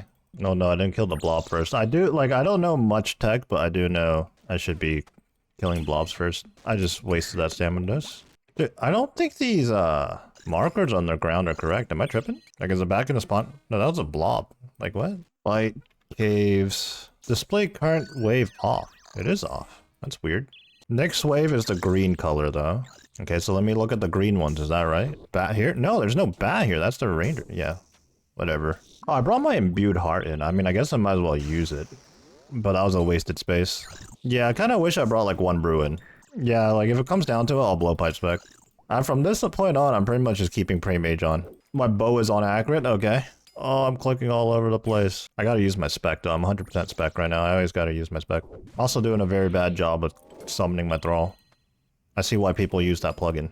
You know, these staminas might be completely useless with the run energy changes. I'm not even low on stamina. Okay, I do have to think about healing up a little bit here. This is pretty bad. I might die. You know, I'm just gonna blowpipe this.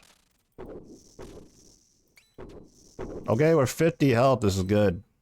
This is fine. Everything's going fine. Not great, but fine, you know? I wonder what my PB is. 2910. Must have got that a long time ago. This was really bad, honestly. And we might not get it.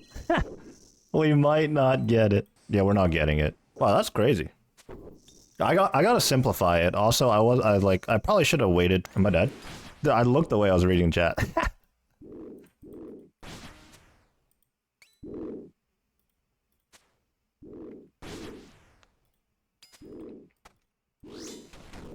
Oh, that was a shame. We do have another task though, since we're master tier. Luckily. But yeah, like I wasn't ready for that. I was like fumbling standing here at the bank. Like I brought in my heart, I brought in 2 stams, which you clearly don't even need anymore. That's kind of crazy. Like not even 1 stam. I mean, when you stand in melee distance for everything on the killing blow, that should save a tick or 2, I think, if I'm not mistaken. But yeah, I was just like moving around, like spam clicking. Hopefully the plugin's working. And I need to use thralls more too. Is it working? Alright, let's see if that blob spawns there. It's not working. Dude, it's broken. That's annoying. Next wave color green. Like, I don't know what's going on. Oh, I might not even remember to use the Bofa, to be honest. Move it over here. I'll try to remember. Blob there? No, ranger there. Okay, well. Yeah, honestly, bringing the scythe in is like some like more advanced tech. Like, if I'm like giga speedrun. Dude, I just one-shot that with the Bofa? Holy. Yeah, I'm gonna turn it off. It's kind of a shame. Yeah, I can actually see better now. The only reason I didn't get the time on the first try just now was because, like, I wasn't ready. Like, I showed up to the bank, like, a few minutes before the rotation 5 happened, and I was still trying to figure out my gear. And then I just, like, brought too many things in, honestly. Hopefully we get... And then, my spawn predictor thing's not working, so I just turned it off. I will say though, having the scythe last time, like it one-shots the rangers a lot of the times. Never seen someone flick so hard in the first 10 minutes. With 10 restarts. I don't know, man. It's just so I can blast it later, I guess.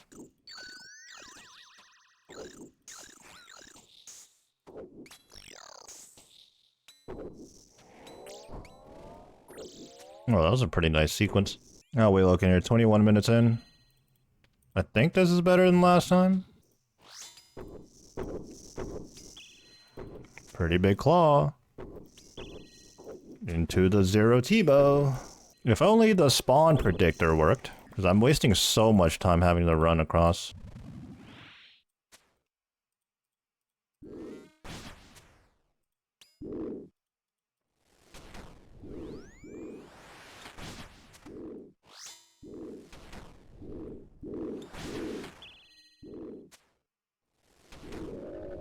There we go. 25:33. 1 minute to spare.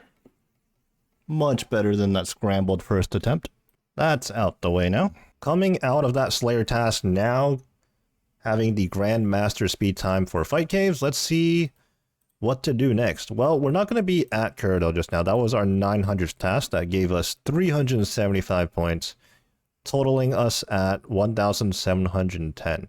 With that being said, we're going to unlock task storage for this account, as we did on the other one, and then we're going to work towards 1,000 Slayer tasks completed before we start Turiel skipping.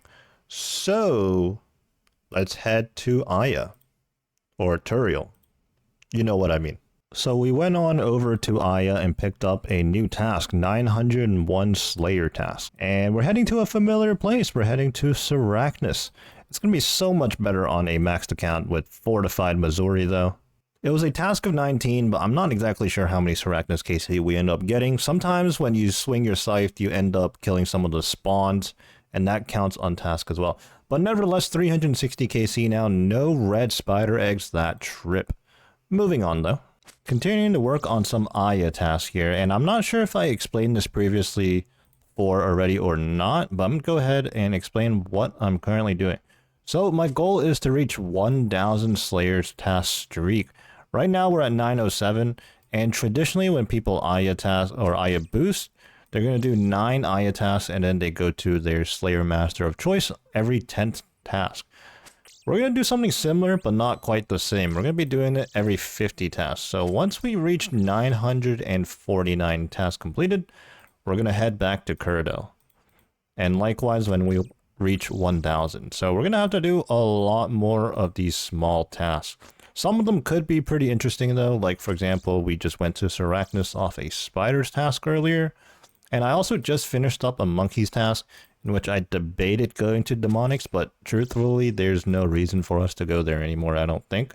If I get a bear's task, I do have to consider whether or not I want to go to Ardio or Callisto, because I am after the Void Waker after all.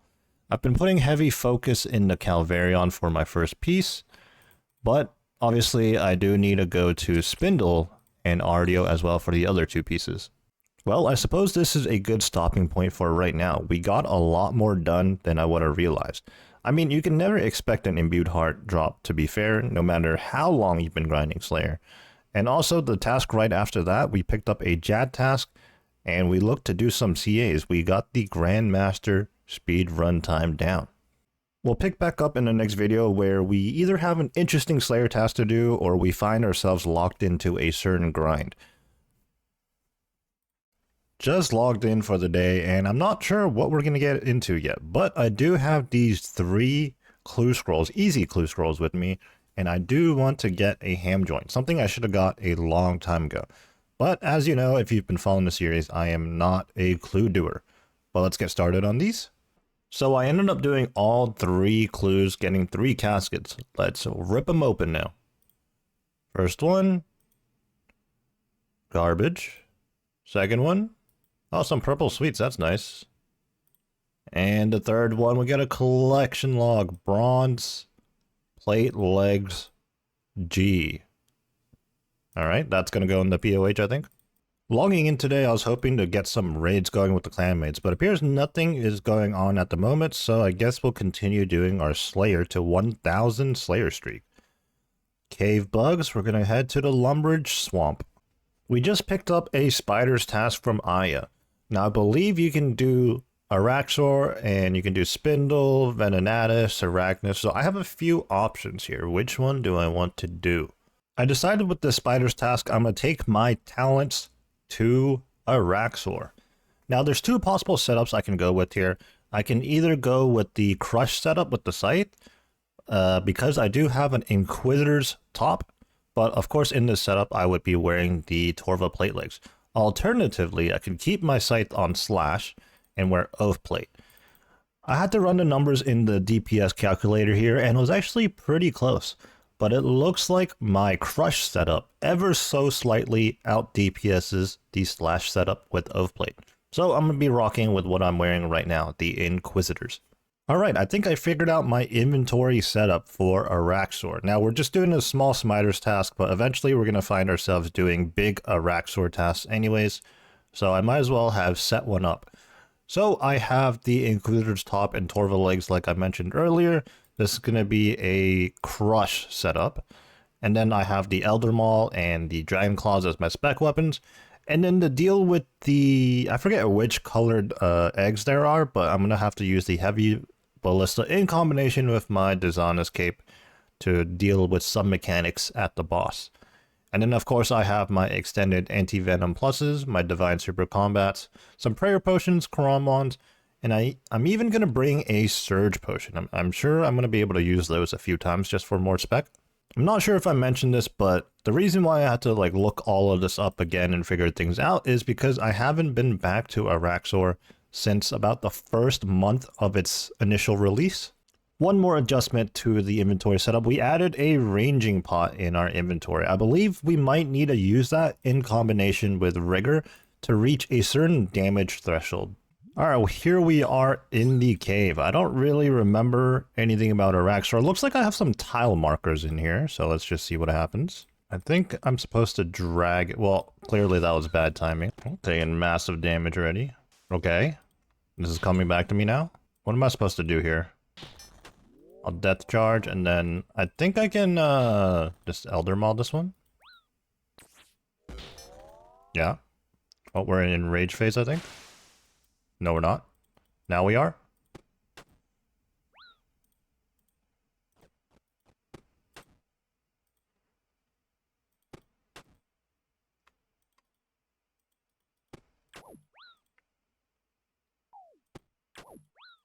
Oh.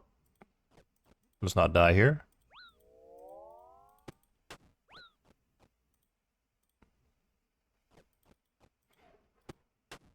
Okay. That was not the best, clearly, but just going through those mechanics again, I think it's gonna come back to me fairly quickly. Now we are gonna be harvesting here. We got 2 dragon maces. Alright, our inventory looks good for another KC, to be honest. Alright, we have to TP out just after 2 KC because I took so much damage. By the time I properly relearn this boss, this task is going to be over. So it's probably not going to be until we get a proper Araxite task that we're going to actually relearn the boss. Alright, what is the special attack for the white egg? That, okay. We got a red egg second, so I think we want to lure it over to the 3rd egg. Right?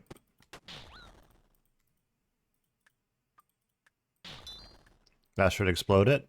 Yeah, it's 1 HP though. What? And there we go. Much cleaner KC this time around. 2 rune kites. A few more KCs in now, and I think I'm beginning to figure it out again.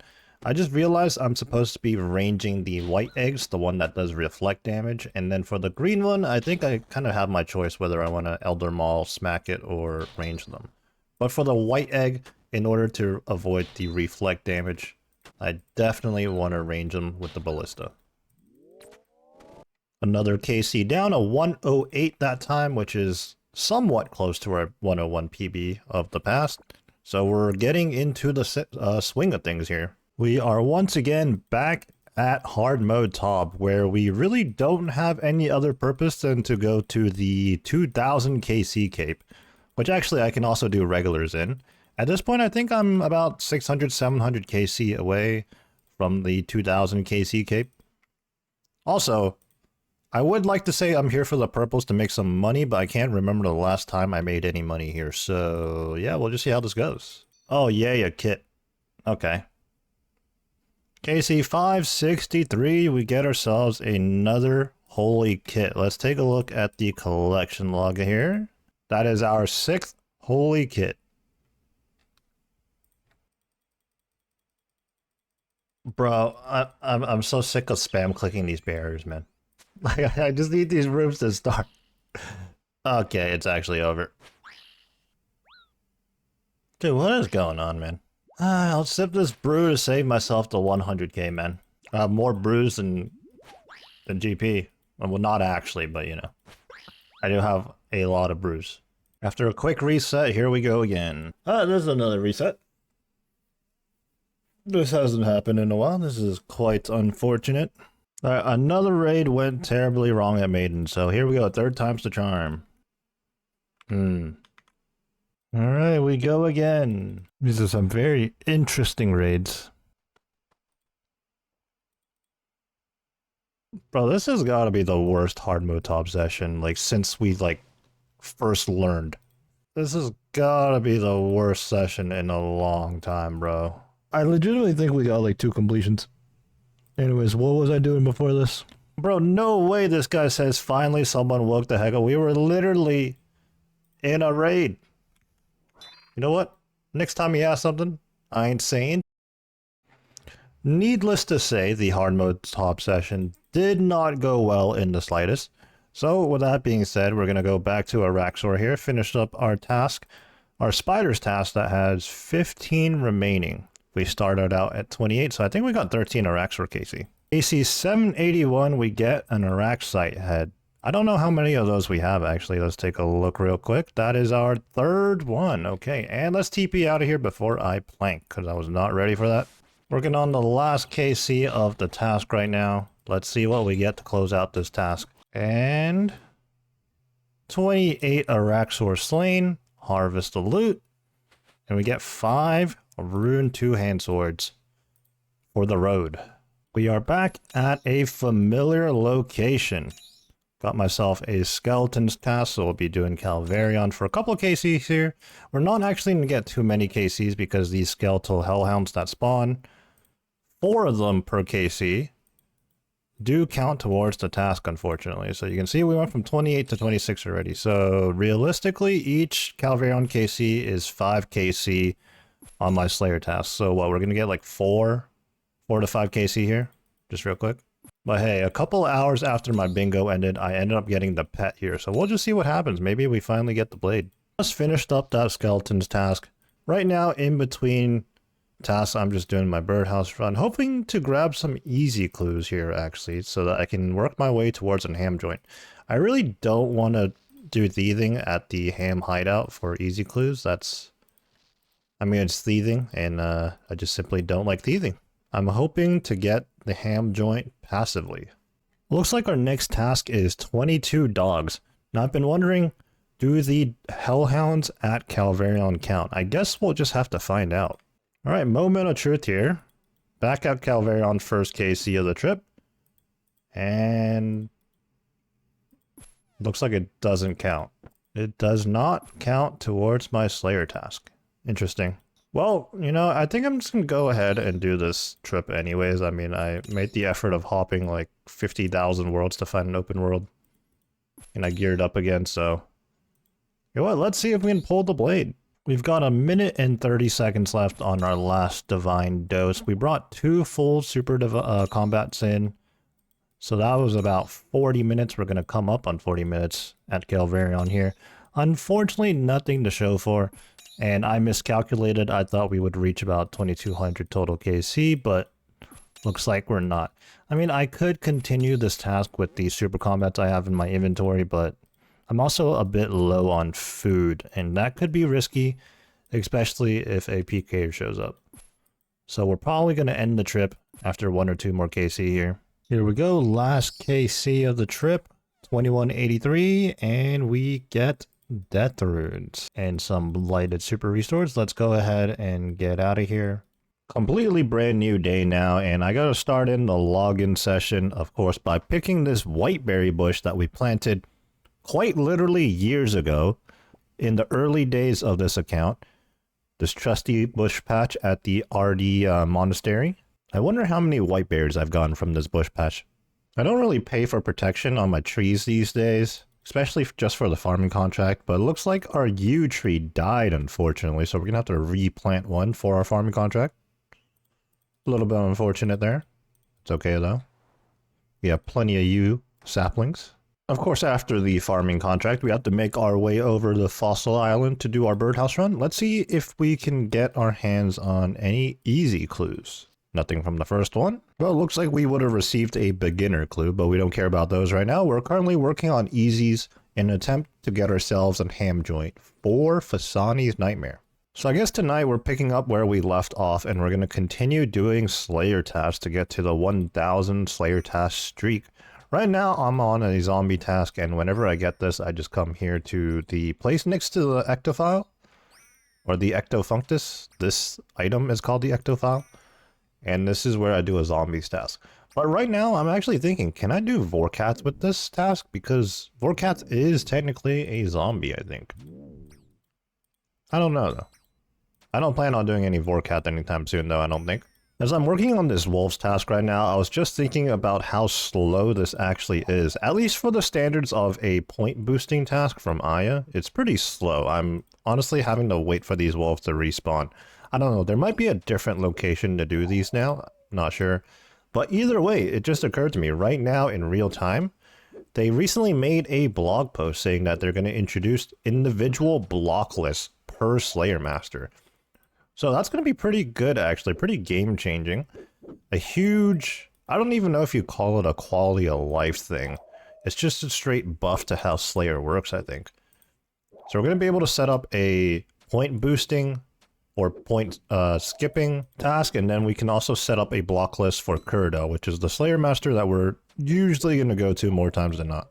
Okay, a little bit of an interesting one right now. So after doing a birds task, I was already here. I went back to Aya, and I got myself a back-to-back task of birds. Now, I was always under the impression that you had to wear your Slayer or Max Cape for that proc to even have a chance at working, but I guess I was mistaken. It must be one of those RuneScape rumors or like Mythbuster type stuff, because I always thought that was the case. But apparently you just need it in your inventory, and then you'll have a chance at the back-to-back task procking. Well, this is unexpected. Iron Boots collection log. If there's any proof that I've never done Turiel or Aya boosting, skipping, what have you, this is it, because thousands of hours into this account, I'm just now getting the Iron Boots collection log. In fact, I got this collection log over on the second account, 416 Hero, before I did here. We find ourselves back at Calvarion once again. Just picked up a Skeleton's task. Again, whenever I get these tasks, we're not actually here for very long because each Calvarion KC is going to be 5 KC on the Slayer task. And this is just a task of 22, so realistically we're going to get like 4.5 KCs.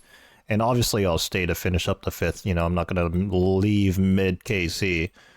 Who knows, maybe in 5 KC we'll be able to get our blade. We are well overdue for it.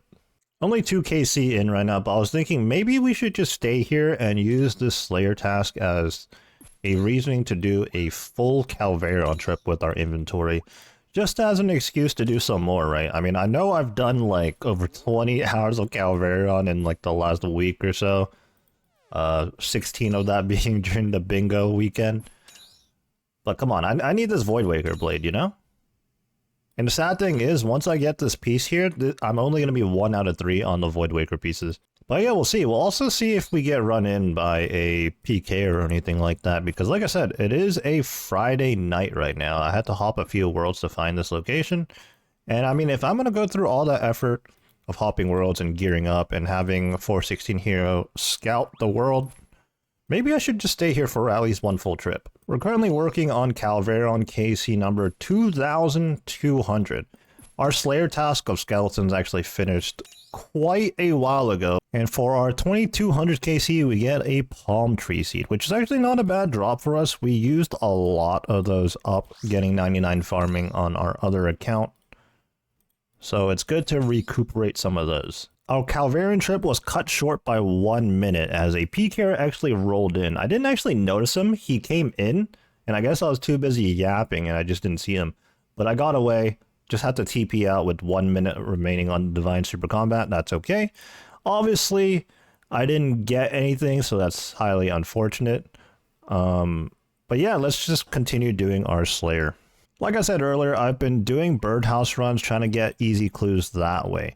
And a great way to sustain your birdhouse seeds, now I've showcased this before, but that was quite a while ago, get the seeds here at the farming guild right next to the seed vault. Just talk to Amelia, trader. Boom, and if you do this like pretty much every time before you do a birdhouse run, eventually you're just going to build up a huge stack in your bank or your vault wherever you keep your seeds. Let's see if we can get any easy clues on this set of birdhouses. I don't actually know what the drop rate on the easy clue is from a birdhouse. For all I know, it could be like super rare and I'm just coping. But I mean, it's an easy clue. Surely they come pretty often, commonly. Last birdhouse. Not a single clue to be seen. Anyways, let's go pick up our next Slayer task. Back at Calvarion once again, picked up another Skeleton's task. Once again, obviously very small and short tasks, so Slayer task-wise, we won't be here for long, but we made the effort to get here, so we'll just do one inventory, which, if all goes to plan, should be a 40-minute trip. And once again, coping. Voidwaker Blade is surely around the corner. Mildly interesting, but we just finished up KC 2222. No blade. So I actually had to TP out of this trip. I just got back here, and it was the same PKer that showed up on my last trip like hours ago at this point. And the best way I can put it is like PKers in the Wildy going after people at like the Wildy bosses, they're like literal mosquitoes, and I can't imagine thinking about it from their POV. Like they spend hours just constantly world hopping and checking the entrances to these bosses. Like, I don't know. And I think my scout's about to get PK'd, yep. By a different guy. Weird. Genuinely weird behavior. He's actually splashing on me, which is kind of hilarious, considering I have 50 defense. Yeah, so the same PKer rolls up. You know, he had his boy PK my scout, and he instantly comes in, tele blocks me, and I tank him to the wilderness line. What a giant waste of time, man. This is why I don't like the wilderness. Like, He gets nothing, I get nothing. We waste each other's time. Well, I guess I'll move on to the next Slayer task. So we just picked up a Bears task. 16 only, but I do have to consider Ardio here. And if I'm not mistaken, Ardio doesn't have little minions or like mini bears there, unlike Calvarion where it has those hellhounds. So I think this should be 16 full KC. I don't actually remember how to do Ardio. I've only gotten like 1 KC there or something, so I'm gonna have to figure this one out. Looks like we're heading to Ardio, and unfortunately we don't even have enough Ardio KC to peek the cave, so I'm just gonna have to jump in there and see if the world is available. It is. Wow. Is it? I think it is. Alright, here we go. I have to pray range, try to freeze Ardio. Oh, that's not good. Off to a terrible start. Okay, we got a freeze. Let's get our range pot going. What's our Ardio KC? Do we even have any KC? Looks like we don't. You know, I thought I've been here before, but I guess I never got a KC. First ever Ardio KC, apparently, and we get an uncut Dragonstone. Now, if the drop rates are anything like Calvarion, this was a 1 in 64, which is not great. Wow, and it respawns quick. If that respawn felt quicker than Calvarion, I don't know. Okay, we got back-to-back uncut Dragonstones. There's a PKer outside, and off I go. Wow, 2 KC in, and there's a PKer. I love the wilderness. Wilderness bosses are never too complex anyway, so I guess I figured it out in just 2 KC. But sadly, we got interrupted by a PKer right away. But our task is pretty small, just 14 more to go. Let's even get lucky here at Ardio. Surely the luck is better than what we have so far at Calvarion. Alright, 6 KC in now. I'm fairly confident I know how to do the boss. I mean, it's nothing too crazy. It is a wilderness boss after all. But I've realized that the mage attack is incredibly punishing, so I do have to watch out for that. I got absolutely baited by this combat task. 9 KC, we get Callisto Adept. You know, that must mean I have like 1 Callisto KC or something at some point. Must have been so long ago because I don't remember that. With just 2 KC left on task, turns out I ran out of water runes to freeze Ardio, so I had to TP out. We'll grab a couple more water runes and head back. In the future though, I will probably do some LMS, stack up some ice barrage stacks from LMS. But let's just finish this task real quick. Final KC of the task. We get ourselves 60 super compost. Looks like there is some crossover on the drop table between Ardio and Calvarion, but there's also some different stuff. For example, here in the looting bag, we just got a 55 red dragonhide drop. Time for another birdhouse run, and it's looking like I may have to just go to Ham Hideout and do some pickpocketing if I want easy clues, because once again, no easy clues. We did get another beginner clue scroll roll though. Anyways, we just picked up a rat task, so what that means is we're going to go to Scurious for 15 KC. A little bit less because we're probably going to slay the mini rats that are there as well. So for the longest time, there was 1 combat achievement at Scurious that we didn't do. And that was the one where you need the Ratbane weaponry, and that required a Scurious Spine.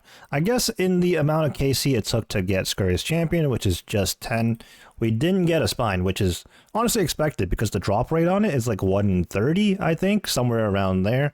So we were never able to do the Sit Rat combat achievement, which is to finish off Scurious with a Ratbane weapon in a private instance.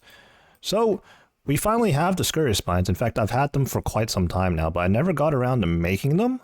So let's go ahead and make... Well, first of all, we have to make a Rune Mace first. I skipped a step. Rune Mace, there it is. It turns out it only requires 1 bar. I thought it would take 2, but... Oh, let's just make the 1. And I don't know if I can combine it right here, or do I have to take it to the NPC? Looks like I'm gonna have to take it to the NPC. One moment. Okay, looks like I was mistaken. There are 2 options. If you lack the smithing level, you can take it to the NPC just outside the Scurious lair. But if you do have the smithing level, which I would certainly hope so, having 99 smithing, I can use it on an anvil. And there we go. It combines the rune mace and the scurry spine to make a bone mace. Now let's get geared up for this scurrious task, which should only take a couple of minutes, to be honest. Alright, I've made my way over to the scurrious lair. By the way, the NPC in question is Historian Aldo, quite literally right outside. Anyways, let's head in. I do have to go into a private instance specifically for this combat achievement. So let's make sure we do that. Let's pot up. And I believe this combat achievement specifically says to finish it off with one. So I think we're free to dump some dragon claws right now. And I suppose after this combat achievement is done, all that remains is the pet clog, which if we come to Scurrious every time, or most of the time we get a rat task from Aya, the KC should build up nicely over time. Oh, a nice thing about the rat bane weapons is that there's like no tick delay when you work on those mini rats that spawn. There it is, we got the sit rat combat task. A 1-pointer. We are one step closer to Grandmaster, I suppose. I'm not sure why I TP'd out when I still have the Slayer task to finish, so back we go.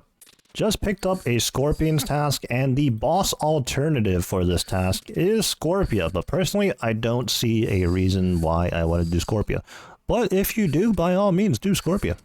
It is in the multi-zone of the wilderness, though, so good luck with that.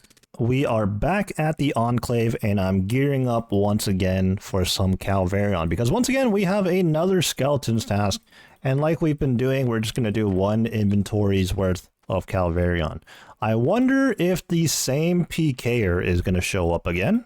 But I think this is going to be the last thing I do for tonight, and then we'll pick up the grind again tomorrow. But let's just see what happens on this Calvarion trip. Well, this is incredibly unfortunate. We just got a dupe Skull of Edion and KC2241.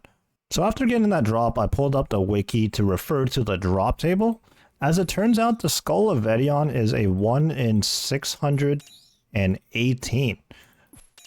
I thought it'd be rarer than that. For whatever reason, I thought it was rarer than the Void Waker Blade, but I guess not. So I guess I'm technically dry on Skull of Edions because I'm nearing the drop rate for 4, honestly. And I'm just now getting the second one. Okay, I originally had like 12 restores in my inventory, but I did a silly thing and put them all in my looting bag, so along with the divine timer we have right now, this is likely going to be our last KC of the trip. Wouldn't it be convenient if we just get the blade on the way out, right? Well, the clan chat spamming KGB with no context is crazy, bro. Last KC of the trip. And we get ourselves some coins. Let's get out of here. What? Oh, I don't have a seed dibbler. Get out of here. In this video, we continue working on our Slayer streak up to 1,000. Some of these Slayer tasks take us into the wilderness, in which I realized some of the LMS rewards could be beneficial there. So, we do a little bit of LMS, then we continue Slayer, and we'll just have to see where Slayer takes us. Logging into another OSRS session. You know I gotta start out at the Farming Guild to do my farming contract. But it appears we're on a little bit of a bad luck streak of sorts, because just like recently with our U-Tree farming contract, we had a Celestris patch tree contract, and it was dead when I got here. And to further the disappointment, I've now been exposed that I don't have the auto weed feature from the farming minigame. You know what? Today I will spend a little bit of extra time and do my herb run. Renars only, as prayer potions are the most highly and frequently consumed potion in my bank. I think today we're going to start out with some LMS. Now the reasoning is in the previous few videos we've been in the wilderness for quite a bit, whether that's Calvarion, or more recently we started doing RDO as well. And that's just from picking up Slayer tasks like Bear Slayer tasks and Skeleton Slayer tasks from Aya. We're going to continue that on our path to 1,000 Slayer task streak. We're going to continue working on that, but I decided I need to do some LMS for 2 reasons. For one thing, you need a freeze RDO, so I would really want to get some ice sacks from LMS. Secondly, I recently discovered that you can get the Trover parchments from LMS. I don't know how you got them before, but I never realized that they were in LMS. So I might want to snag a couple of those. That way I can parch my Infernal Cape, maybe my Avernic Defender, and some other stuff that I can then bring into the wilderness without risking, really. Well, without further ado, I guess I'll hop to the LMS world, whichever one that is in this week.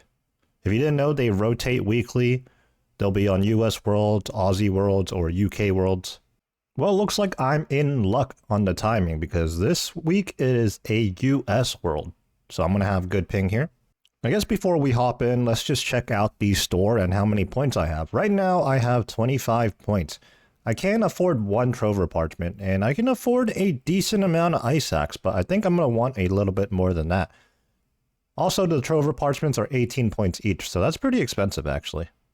Oh, that's a terrible first case. See, this guy also just absolutely nuked me with his hits. What the...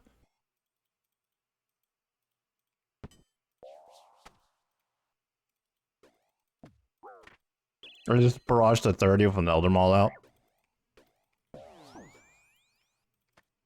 I just staff bashed him. I'm not... Most deserved win of all time. Let's go. 6 points though, I'll take. That was sarcastic, by the way, in case anybody was being serious.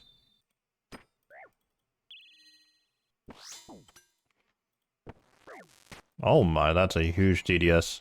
Bro, I am fighting for my life today. Like, the skill gap from my last LMS session to, like, the one today is night and day. Oh no, we're in the pure bracket. I don't like this. AFK or bot, I don't know. Wait, I fought this Toxic Crane guy before. I think this guy is either cracked out of his mind, or he's cheating. I'm just gonna be honest.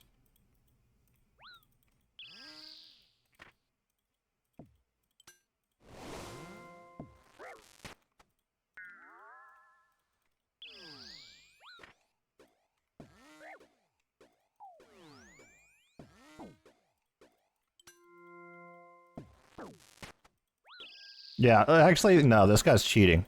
I don't care how good you are, like, he's protecting against everything. This guy's clienting.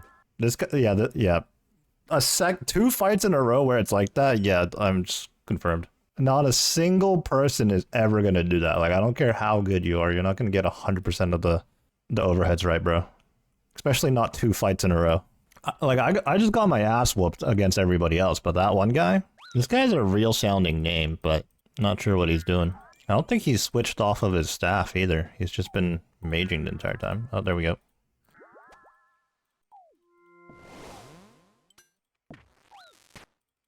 Oh, he's not dead. You know, if I was combated there... No! I hate the pure bracket, man. What is that, bro? I had this guy on the ropes. And I simply didn't eat. This guy went 3 out of 15 on me and beat me just because I didn't eat. I'm so stupid. Dude, there's nobody here. Hello? He's actually just... Bro. This is so... Oh, I see. He... You know what? Just kill me, bro. I'm not trying to fight a bolt, like, range tank. He's gonna think I'm about to melee. So we freeze him again. Now we send the DDS. Through prey just to keep on momentum.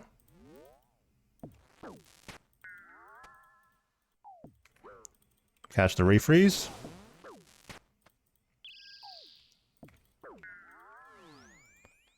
Okay. Ooh, great. Oh my god, a ZCB? Oh yeah, we also have to open a key. Oh my god, Ancestral Rope Bottoms. Now we're gonna get destroyed by the next person we see. Okay, like, this guy was, like, super quick on the switches, but, like, I hit him with the fakies and that worked. Like, that... Very weird. Okay.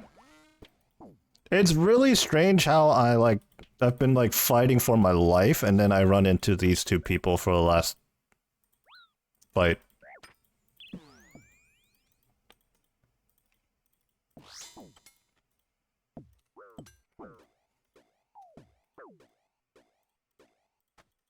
Okay, I'm winning. Let's just safe up.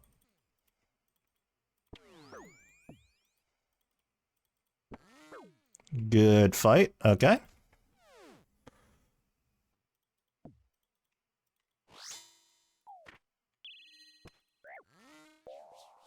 TY for AGS. Okay.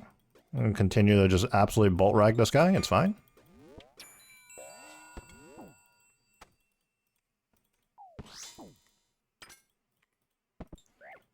66 and he didn't die, no way!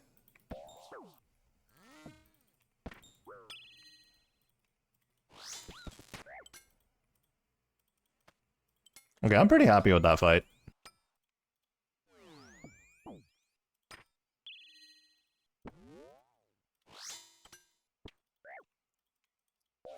Okay. So I spent about an hour and a half at LMS, which is a lot longer than I thought I would, because I thought I was going to spend about an hour there or so. It was honestly pretty rough. There was a lot of good PvPers in LMS, and also, I don't know, one or two people were a little suspicious, I'm not going to lie. Either way, I hopped worlds away from the LMS world, so it's not as packed right here. And we're going to take a look at the shop here. We have ourselves 66 points. We started at 25 points, so it looks like we earned ourselves 41 points in an hour and a half, which is, I don't know, not too bad for me, I guess. So what I'm going to do here is I'm going to spend a load of points on Blighted Ancient Ice Sacks. How many am I going to buy? Let's go with like 10 right now. That's going to give us 300. Okay, that's pretty good. I'm going to want, I think I'll buy 2 Trover Parchments. 2 of those, and that leaves us with 20 points, in which I will probably spend all on Ice Sacks.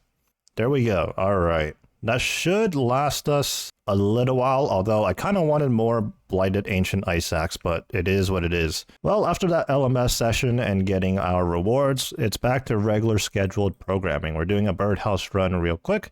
Let's see if we can pick up a easy clue. 3 out of 4 so far, and nothing. Not a single clue to be found. Back to Slayer. Right now we're on a ghost task of 18, which I will probably do it in the catacombs. Just for context, for those of you that don't know what's going on, currently we're doing Slayer to get ourselves up to a 1,000 Slayer streak task. Well, right now we're at 939, and instead of doing Slayer normally where we pick up every task at Cyrodiil, we're going to do some boosting. And the most common way to boost is to do 9 Aya tasks and then 1 big task from Cyrodiil or whatever Slayer Master of choice. However, we're not doing that. We're going to go up to 949 tasks, and then for that 950th task, that's when we pick up the Cyrodiil task. And then we're going to go all the way up to 999 tasks, and then for the big 1000, we're going to pick up another Cyrodiil task. After that, though, we're going to let ourselves loose from the streak and freely skip. Crawling Hand Superior, what are we going to get? I mean, the odds are incredibly low. I can't even tell what we got. I don't think we got anything. We just picked up a Spider's task of 16. I've said before I have a few bossing options with this task, but I'm going to go to Araxor because I've been there before, and yeah, let's hope to get another Noxious Halberd piece. First KC of the task, what are we going to get? 2 Rune Kite Shields. Second KC. Some teleports, okay. Want to make sure not to misclick that. I'll just move those out the way. 2 Rune Plate Legs. We are now working on KC 800 in total. Now, I don't know the details of when exactly I pulled the Araxite Fang for the Amulet Rancor. I do believe it was somewhere in the 700s, the high 700s. And actually, a Noxious Halberd piece is 1 in 200. And that was KC 800. Our inventory is full. One moment. Surely we get a piece right here. 3 Renard Seeds. Okay, that's not a bad drop. As I was saying earlier, if I'm not mistaken, an Araxite Noxious Halberd piece is 1 in 200. And I only have 1 piece in 800 KCs, so I suppose that is a little bit unfortunate. That misclick was also very unfortunate. Now working on the last KC of the task. Again, this was a short one. I think the task was 16. 1 more swing here. Okay, baby arms. 1 more swing. That's the task completed. In just 16 Araxor KC, we gained almost 30,000 Slayer EXP. This is crazy. And we get 15 bark. That has got to be the worst drop here, right? Like, what do you even do with bark? Currently doing another birdhouse run right now, and I'm actually going to look this up instead of just mindlessly wondering and then not looking for the answer. A easy clue from a birdhouse run is apparently 1 in 375, and it's actually dependent on combat achievements as well. That's interesting. I didn't know that. So maybe it's not 1 in 375 after all. I don't know. Even after looking this up, it's not actually that clear. I almost passed up on this easy clue just because I'm so accustomed to just ignoring clues on the ground or not even seeing them. In fact, if scroll boxes weren't introduced, I definitely wouldn't have noticed this easy clue. What the? It has taken a little while, but we are now done with 949 Slayer tasks, meaning it's time to pick up a task from Curdell. 145 Smoke Devils. I actually don't know if I want to do this, funny enough, you know, now that I have an imbued heart. Perhaps I do the boss? Although, I did some thinking. I pulled up the collection log for the boss, the Thermonuclear Smoke Devil, and it looks like I don't have the Smoke Battle Staff or the Jar of Smoke. And yeah, it looks like I do have the pet. I almost forgot about this, but I Giga Spoon this pet. I'm not sure at what KC. It could have been at 58. I don't know why I stopped at 58. It could have been the pet. I'm not sure. But, I don't know. Still thinking on this, but if we do the task, we're probably going to do the boss. I just remembered we have task storage, so let's not even like sit on that too much. Let's just chuck it in task storage for now. What's our next task? Dark Beast. You know, we can knock that out pretty quickly. Working on the Dark Beast task here, and it's actually interesting that you do want to more or less AFK and just have auto retaliate on. And that's because these things, if you attack them first, they do this fireball attack on occasion, which you would have to dodge or pray mage. I don't even remember the exact mechanic. But basically, if you auto retaliate and let them hit you first, all you have to concern yourself with is that you need to pray melee.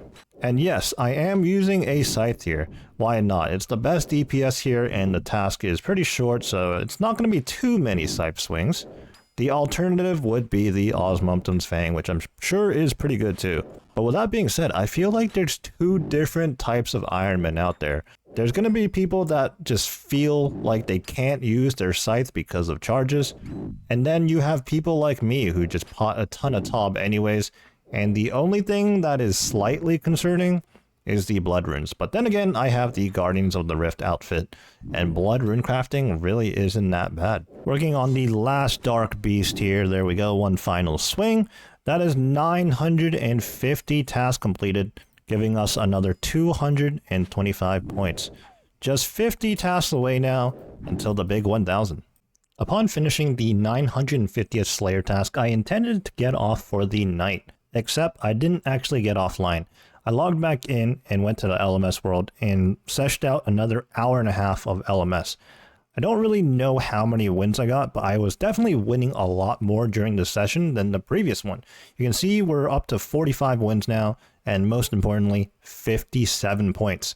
And this is 57 points after already spending all our points on Ancient Sex. So this was a very good session. With that being said, I think I'm going to spend it on one more Trover Parchment. Just one. And then the rest of the points will go into Ancient Ice Axe. 39 purchases leading to 1170 Blighted Ancient Ice Axe. Surely we have enough for our RDO grinds now. Another day, another farming contract. Luckily today it looks like our Celestris tree is fully grown and not dead. Let me just grab my axe and knife real quick so I can turn the bark or whatever it's called into battle staffs. And our next contract is going to be white bears. We can do that. Dude, where's my mom with the Pop-Tart? I ordered like 10 minutes ago. I suppose to start off the login session, we are once again at the Theater of Blood Bank. Going to be potting some hard mode Tobs, and hopefully this session goes better than the previous one. After this, we're probably going to continue doing Slayer, and hopefully get into some exciting stuff again, like Araxor, or maybe some more of the Wildy bosses. First raid of the day, let's see how this is going to go. I have the wrong runes, bro. What a shocker. What am I going to get out of the chest? 2 palm tree seeds? I'll take it. I need palm tree seeds. Well, we just finished up the hard mode top session. Nothing really happened of interest. So we're back to Slayer now. We're currently working on our 951st Slayer task.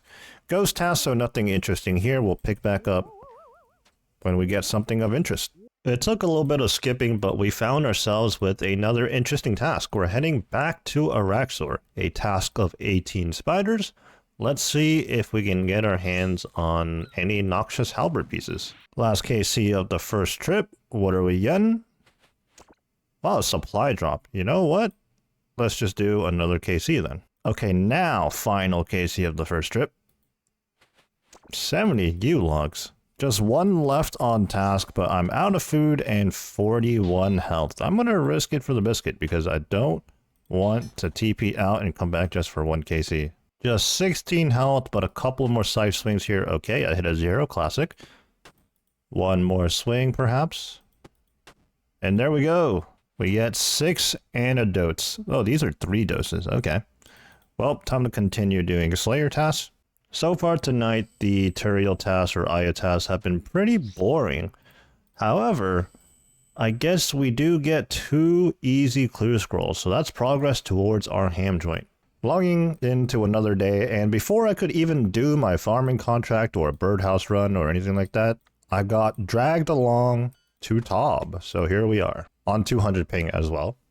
First raid of the day, and there's a purple. Wow, we finally see one of Vernic. Ooh, we're finally seeing purples. Wow. Yeah, actually, this is a back-to-back. What are we getting? Back-to-back of Vernix. I get some vials personally. Okay. Finally making some money, I suppose. Although a 5-man split for this Avernic and then a 4-man on the previous one. Not too much GP. The triple weed drop. The Torstals are nice. Seems like the top session is over for tonight. We did end up with 2 purples, so that's pretty nice. A little bit of GP. Now I can go about doing my own things, even though I've been online for 2 hours already. So we got ourselves 3 easy scroll boxes in our inventory from the previous day. Let's go ahead and do those and see if we can get ourselves a ham joint. In my clues, now we have 3 easy reward caskets. Let's see what we're going to get here. Oh. Evidently, I can't open them in my POH. That's news to me. Alright, in the crafting guild, let's try this again. Get ourselves an Armadillo page 1. We already have that. That's not a collection log. We get ourselves a bronze plate skirt T. Okay, that's going to go in the POH, I think. And last one, some purple sweets and a load of garbage. No ham joint. To be fair, only 9 easy clues. Well, now that we've opened all our easy clues, it's time to get some more of those and continue with Slayer. We're currently on 973 tasks completed, and as you know, we're working towards 1,000 total tasks. Working on a lizard task right now, and I had no clue these things dropped medium clues, so hey, we're stacking those up too, I guess, although we're more actively after the easies right now. Here are Ice Fiends, our first easy clue. We can stack up 2 more. 18 spiders task, meaning 18 Araxor KC coming right up. Due to some good RNG, we've been able to stay on this first trip for the entirety of the Slayer task so far. There's just 2 remaining, and I'm surely going to get this kill, but if you notice in the top right corner, we're currently poisoned and we're out of extended anti-venom. So we're just going to have to tank for this last KC. Hopefully we can survive. A supply drop right there would have been nice, but alright, let's see what we can do here. Okay, I'm going to try and proc redemption on the next time the venom ticks. So right about now. Very nice.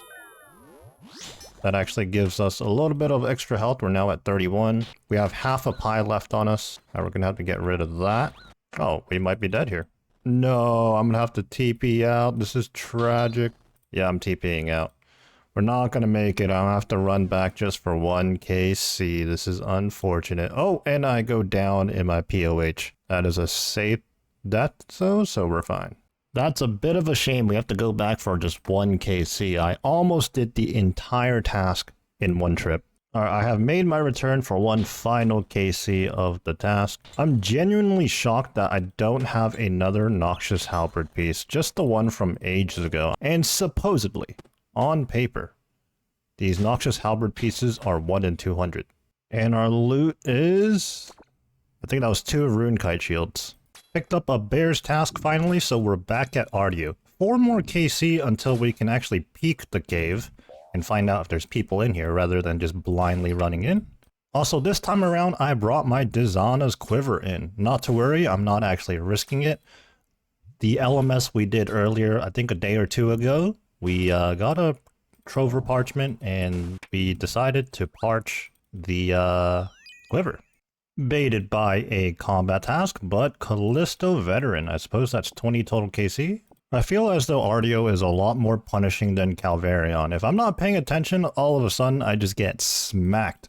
So I had to TP out of that one and just pick up some more food. Also, I'm sure you noticed in the clip earlier, but I brought an ancient staff with me and I completely forgot that you can't auto-cast in the wilderness, so yeah, that kind of sucks. What?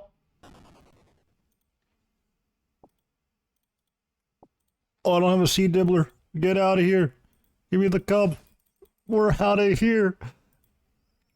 What the? That's not the Void Waker piece. Alright, let's take a look at the collection log for Callisto and Ardio. I didn't get the 5 Dragon Pickaxes or the 9 Dragon 2-hand swords from Ardio, but I did get the Callisto Cub at 29 Ardio KC and 1 Callisto KC, I think for either combat achievements or some kind of wilderness diary a long time ago. The Callisto Cub is nice and safe in the POH. Let's get back here to finish out our Slayer task, just 2 more bears. I guess I'll stay for as long as I have the supplies in my inventory. My Divine Range Pot ran out a long time ago, but I was able to just sustain a little bit because I've been getting these Range Pot drops. But we're working on KC number 50 right now, and I think I'm gonna bank after this one. Final KC, we got ourselves some magic logs and some more blighted restores. Okay. Alright, let's get out of here. It's getting pretty late into the night now, so I think I'm gonna call it there. That's a pretty good stopping point after all, as we pulled the Callisto Cub pet. Honestly, it's not the Void Waker piece, which is what we're after. Likewise at Calvarion, we got the pet and not the Void Waker piece. But you know what? Pulling the pet first means there's a good chance that we're going to be able to green log these bosses. We'll have to see what happens at Spindle. We haven't really done too much there. I think I do have about 100 KC or so from quite a while ago, but now that we're more actively on the Void Waker grind again, I haven't been back there since. Welcome back to another GIM series video. I'm currently recording this intro many weeks after the previous video. And that's because at this point in time, Doom of Mocha came out about 2 weeks ago, just a little over 2 weeks. And we took a detour from our Slayer grind, despite being almost at the 1000 Slayer task streak that we were on, and the Wildy Void Waker grind to tackle on the new content, the flavor of the month, that was the Doom of Mocha. I'm not quite sure when this video is going to be released, but I do know that this is going to be much later after the initial release of Mocha. If you guys are tuning into the channel for the first time and you're interested in Mocha content, I did upload a whole lot of Mocha related things between YouTube shorts and videos long form available that I uploaded around real time of the Doom of Mocha release. While I did upload a lot of content surrounding Mocha, I am now making this video as part of the GIM series in a more progression style video. It's a bit of a similar situation that we had going on around the time of the release of Yama and the Oath Plate Armor, the Soul Horn Flame, and all that good stuff. Mocha has a lot of goodies that we went and acquired as well. Well, without standing here for too long and just simply talking, let me take you on the journey that was the Doom of Mocha. I'm just going to keep calling it Mocha. I don't know how to pronounce the full name. It's like Mocha Addle? I don't know. You guys tell me if you know. Today is update day, the introduction of Varlamore Part 3, and with it brings the Doom of Mocha, the Gemstone Crab, the new fletching minigame, and just a whole new region in general. If we take a look at the, oh, where am I going? If we take a look at the mini-map, apparently we can't zoom out that far on here, but here we go. Here's the Varlamore region, the rainforest that was added, as well as the Auburn Valley up here. But with that being said, we're going to make our way over to the Mocha boss. We tried this boss earlier today. We got up to wave 6. Didn't complete wave 6 though. Then I got off for a little bit because I was up nice and early, so I took a nap or two, and yeah, we're back online. Let's see what we can do. No, dude. I wanted to get around the poison. I should have just tanked it. Ah, dude. No, don't do it. No. Bro, the stupid boulder, bro. Yeah, safe to say that there was a lot going on at this boss, and this boss is pretty difficult. I say is, as I'm sure even now at the time of this video being released, I'm sure Mochas will still be regarded as some pretty difficult content. Okay, wave 6 complete. Wave 6 complete, new PB. Okay, I have to hide behind these then. Right? Yep. Okay, we once again made it past wave 6, but this time even worse as we're completely out of supplies. What do we get? 480k. Obviously claiming and leaving because we have no supplies. Alright, time to check out wave 7. Alright, there's probably going to be one new thing about this. It seems like each wave it just adds on one extra mechanic or something. Let's see what's going on. What the? These orbs are crazy. This is not the part I'm concerned about. This is the part I'm concerned about.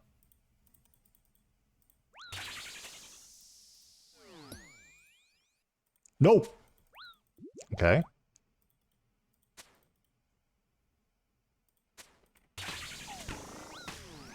Dude, that is so quick. Holy. Okay, it's manageable though. That was just same thing as wave 6, but quicker. Okay, after switching to the void setup, ooh! We got a tooth half key, which is not the regular one. This looks like the moon key, so I'm gonna claim that. Nice.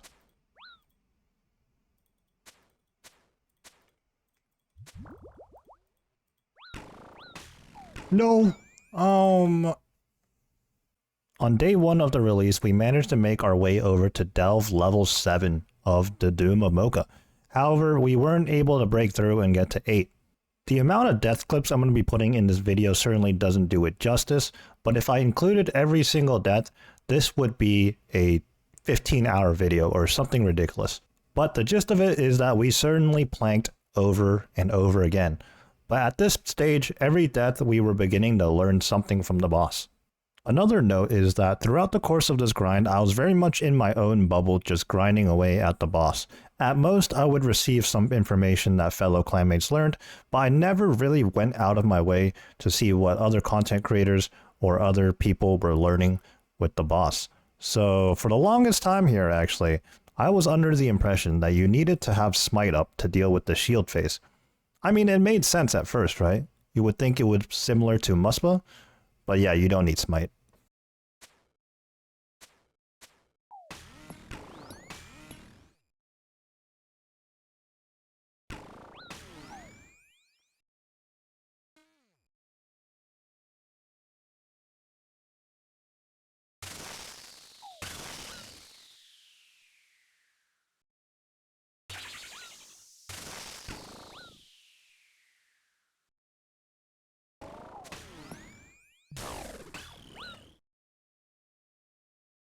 On day number 2, we were consistently getting to Delve level 7.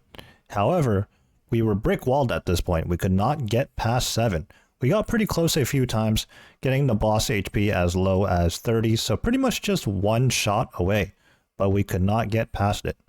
One of the main issues we were dealing with at this point was timing the proc for the orb during the shockwave phase at the end.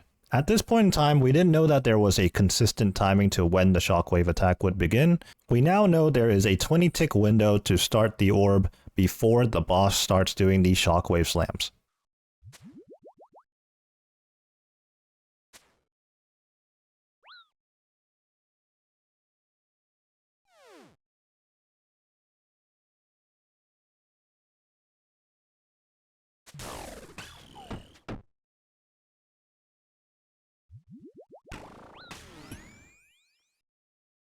Wave 7 cleared. Got 4 brews, 2 doses left. Alright. I guess we have to give it a shot. Okay, I kind of know what to expect from 8. But knowing what to expect versus executing it is a completely different story.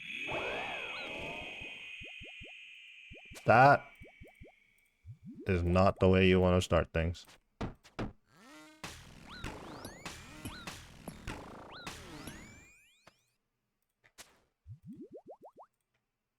Shoot it. Bro, that is... the bar wasn't even full. I swear the bar wasn't even full. Here on day number 3, we finally broke the seal and made our way to Delve level 8 for the first time. Albeit it was a bit of a short showing as we planked pretty quickly. And it wasn't for another 2 hours after that until we made it back to level 8 again. 6 brew, 1 dose. Alright, here we go, here we go. Whew, alright, it's gonna happen twice.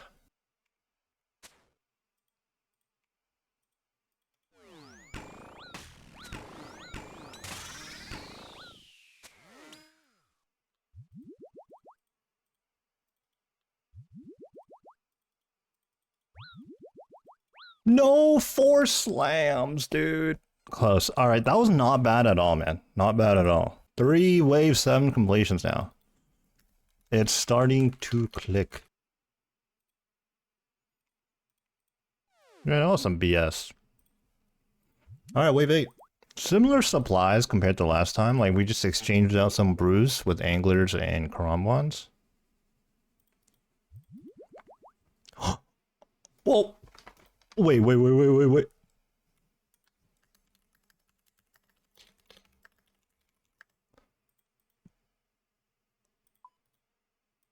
No way! We got the bet at 373 clears. Oh my. Dom, is that short for Dominic?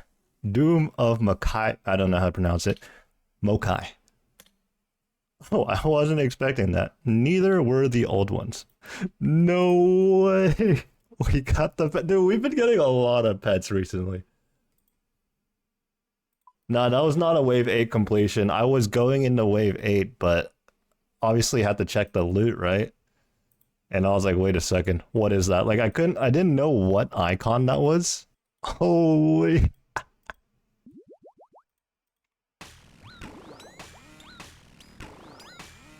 Dang.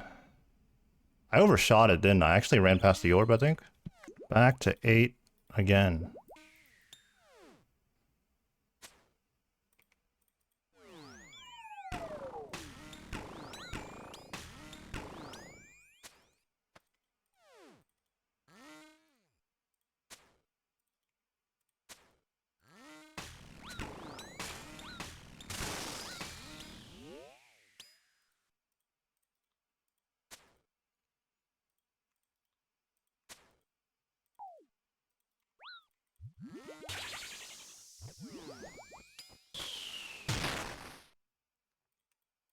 Yes! There we go! Wave 8 completed. 10-11. I wonder what other people's PBs are. Claim and leave. We finally did it. A wave 8 completion. 390 total delves. 1 deep delve. 1 dom. 2KC. There we go. Is that a new PB? Didn't I get a 10-11? Might have tied it, to be honest. Oh. I don't know. I'll take it though. 2KC. There we go. No way. I think the PB time is bugged. Yeah, it's bugged for sure. Whew, 4KC. Did we get anything? Nothing. 4KC though. Okay, now that was actually a new PB. Oh, never mind, 1056. I thought I had 11, but there we go. 5th KC. And that wrapped up day number 3. Safe to say a lot happened and we drastically improved. It seemed like a good night's rest after day 2 led to a good start on day number 3. And on top of that, we got the pet. At this point in time, we didn't have any given information on the drop rates at the Doom of Mocha. I think the only known things were that the cloth was available as early as wave 2, the Eye of Ayak as early as wave 3, and the treads as early as wave 4, and the pet at wave 6. We didn't know the drop rates at all though, and in hindsight, you know, the pet is a little bit more common here at this boss than at other locations and bosses, but nevertheless, a day 3 pet was pretty hype. Very clean, very clean. There we go. 1 completion on the day.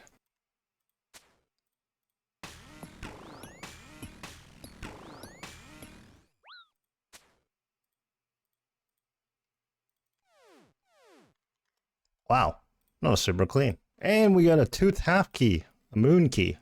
Another clear, let's go. Ooh, a new PB 925. I believe this is KC 9. Yeah, it says right here. Deep delves completed, 9. Actually, our supplies were looking really good. We probably could have did a 9. Okay, back-to-back completions. This was a scary wave 8 though. 3 in a row, let's go. And no loot. Another wave 8 completed. There we go. Was that the first one back after my break? That might have been. 12 total KC. Let's take this loot. We could have continued. I don't know. I feel like claiming at 8 every time. Another KC down. That one's a little sketch though. 710k. 844 demon tears. Another one. KC 14. Where is my drop? I have enough supplies. Like I could probably do a 9, but I'd rather walk away with some gear, not gear, some loot guaranteed. Another one. I'm not even gonna say it. There's no loot.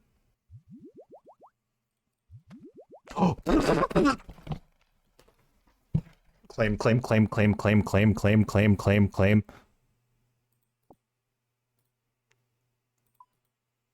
Yes!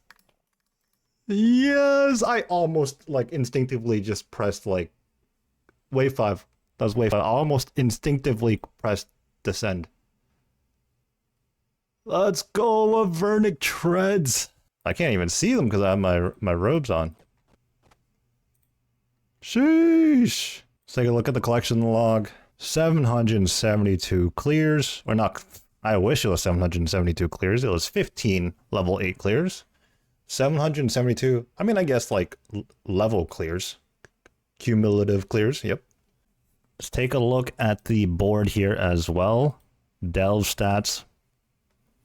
Looks like we've had 772 clears in total, 15 level 8 clears. I never tried pushing beyond that.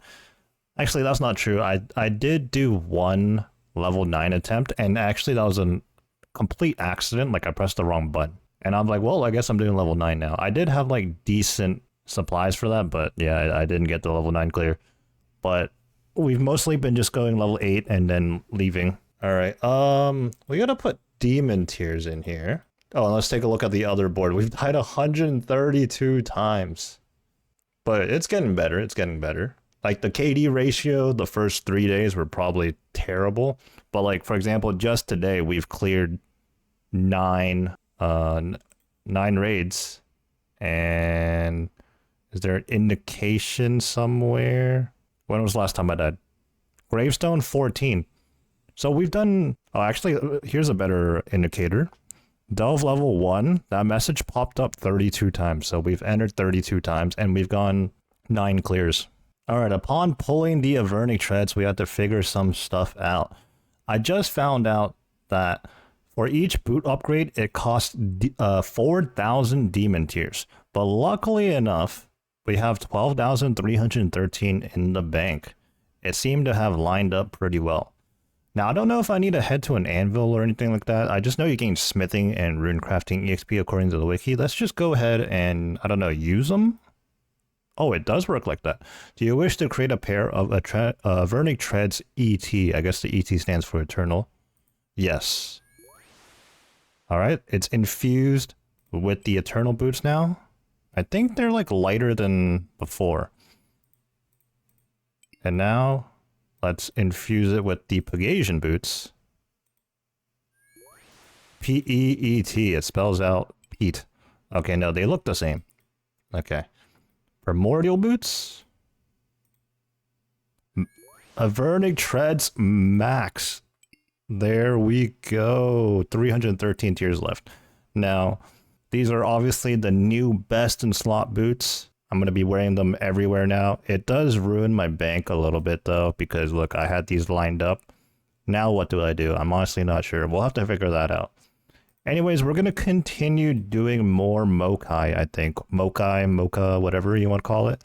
We still have the 3 tick staff to get, as well as the... What's the other thing?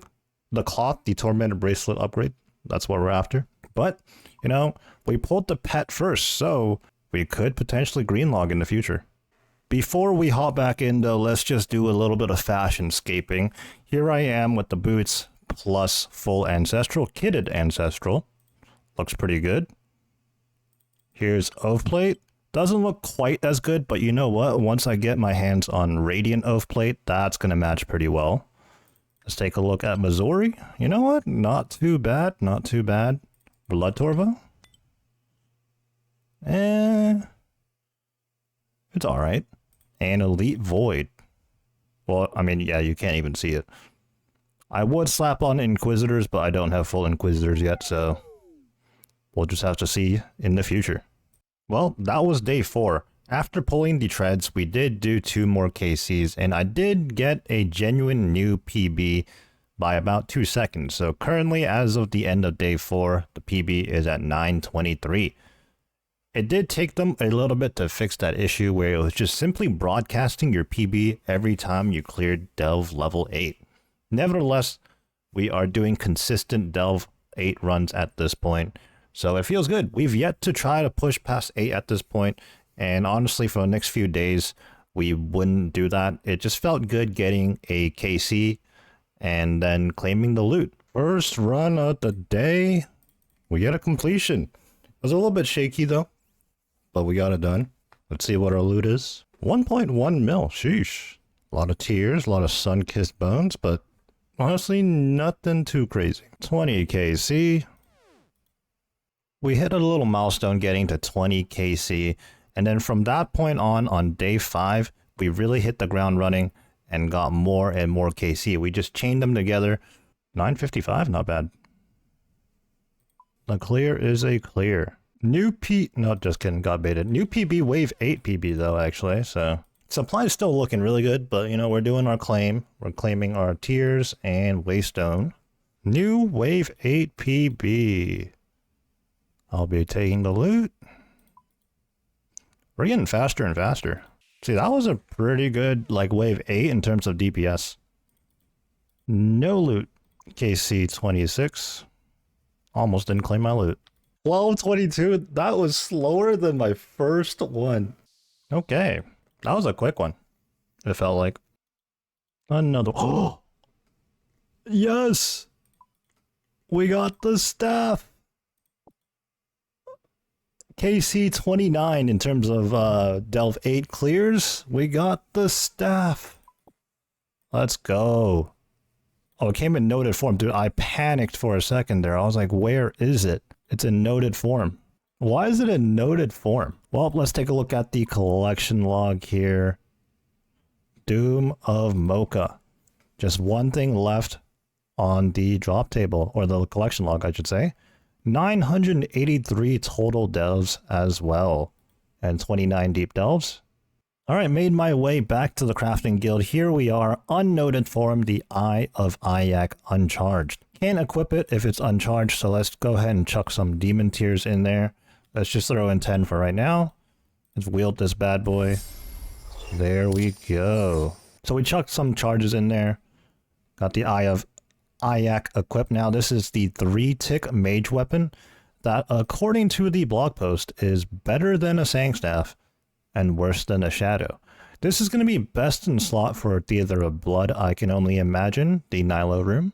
Interestingly enough, there are two different ways we can go about charging this Eye of Ayak. So apparently you can either charge it with Death and Chaos Runes, or Demon Tears, which is what we just did. We just chucked 10 Demon Tears into the Eye of Ayak, holding up to 50,000 charges. Now, something that's interesting is that by doing more Doom of Mocha, apparently if we bring this into the fight, it will passively gain somewhere between 10 to 20 charges when you beat Mocha.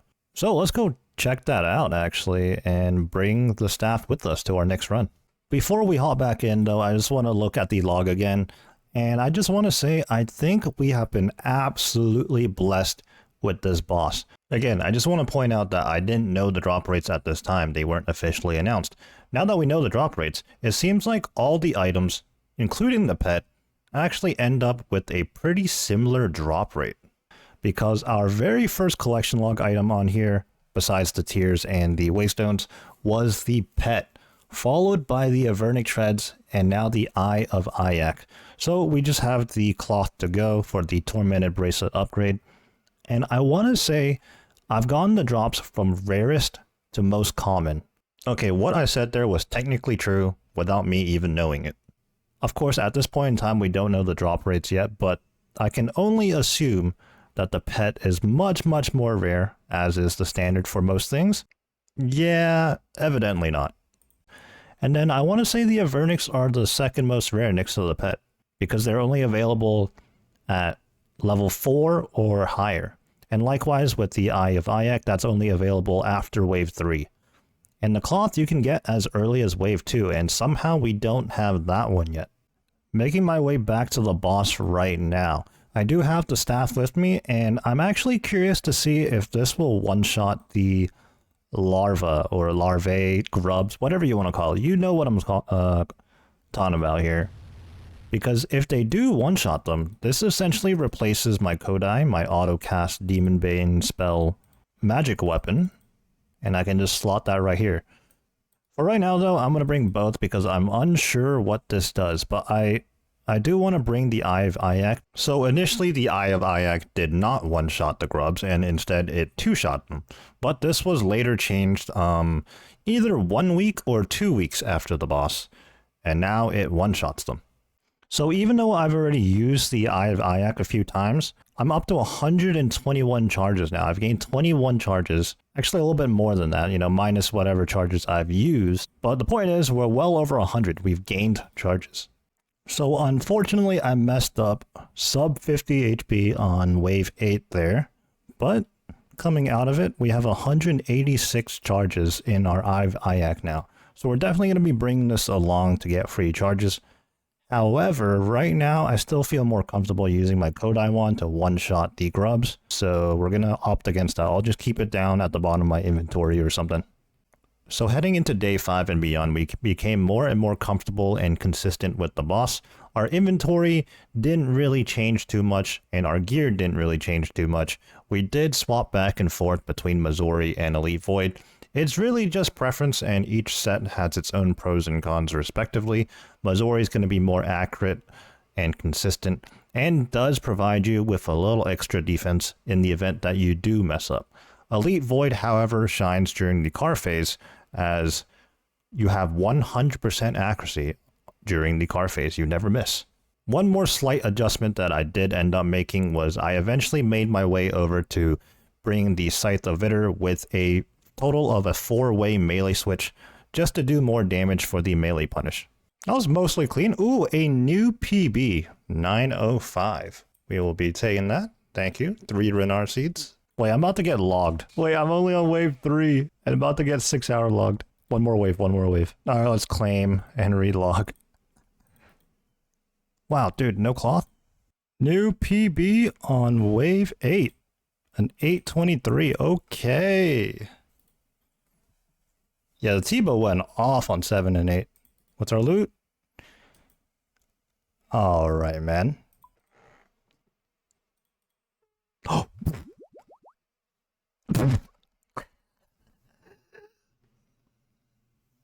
Okay. Alright. That's not a cloth. It didn't even like it didn't even get broadcast in the clan chat. Oh, let's take a look at the collection log here. That's our second pair of boots. 1496 total delves. 66 deep delves, which I've done just 1 through 8. I haven't done, as you can see, deepest delve 8. I haven't gone past that. You know what? I think the odds of me getting a dupe were higher than me getting the cloth, right? Because like the chances of me getting a green log with no dupes is probably pretty unlikely, right? New wave 8 PB. Okay. Bro, what the? Okay. Well, level 8. Level 8. Well, that is 2 pairs of boots and 2 eyes of Ayak and still no cloth. Interesting. All right, fresh out of that run where we just pulled our dupe Eye of Ayak. Now you'll notice I'm running back now and I have both Eyes of Ayak in my inventory. This right one is the one that we've been charging. It's up to 8,100 now. And this fresh one, I put 1 charge in it. I wonder if both are going to receive charges. All right, moment of truth. 45 and 8105. 57. They thought about this. You could only charge 1. We have tested it. You know what we haven't done in a while? Check the charges in our Eye of Ayak. When we first pulled this, we put 100 charges into it. Now, it has 10,955 charges. Safe to say we've been doing a lot of delve clears.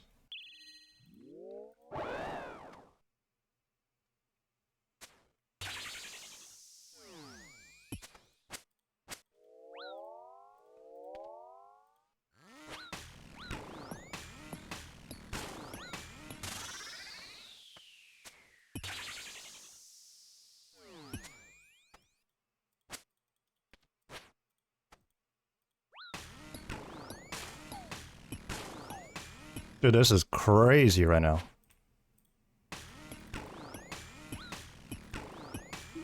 That was incredibly rude.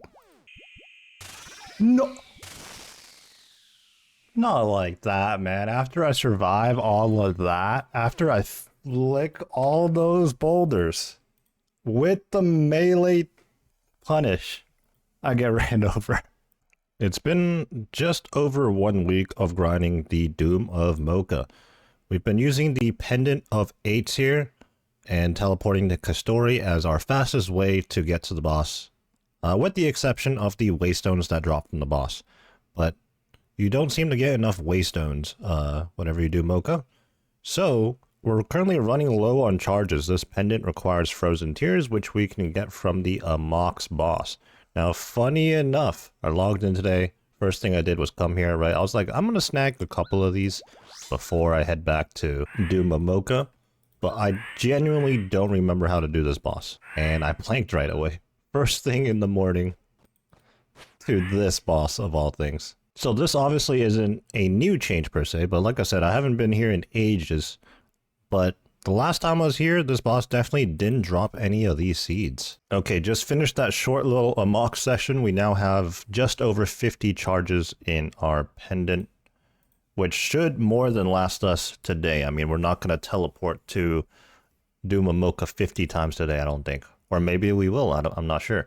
But anyways, to the real content now. I definitely didn't get my butt kicked by the early game boss. I didn't realize you had to pray mage the entire time.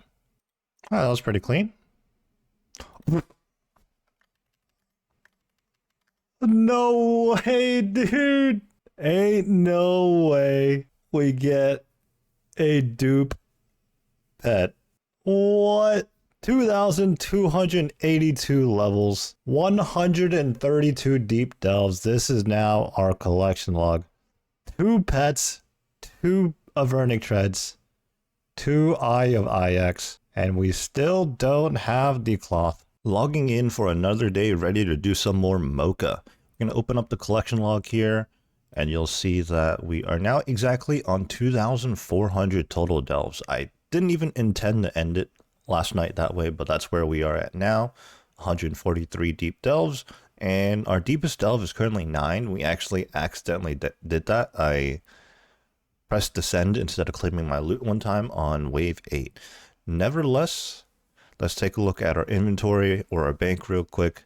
And this is our usual setup. We've been using this setup for quite some time now. We've been reducing our brews from, I think initially like 7 brews to 5 brews to now 3 brews and then some more hard food.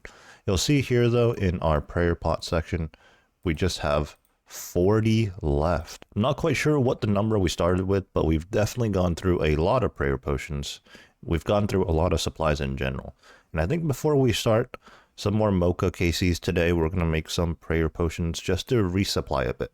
There's one extra step before I get to making more prayer potions again. I do need to put more charges into my alchemist amulet, and you make alchemist amulets by simply combining jades and silver bars, turning them into jade amulets, and then you do the classic jewelry enchantment for jade jewelry, which is the same one as emerald, so level 2 enchant costing cosmic runes and air runes.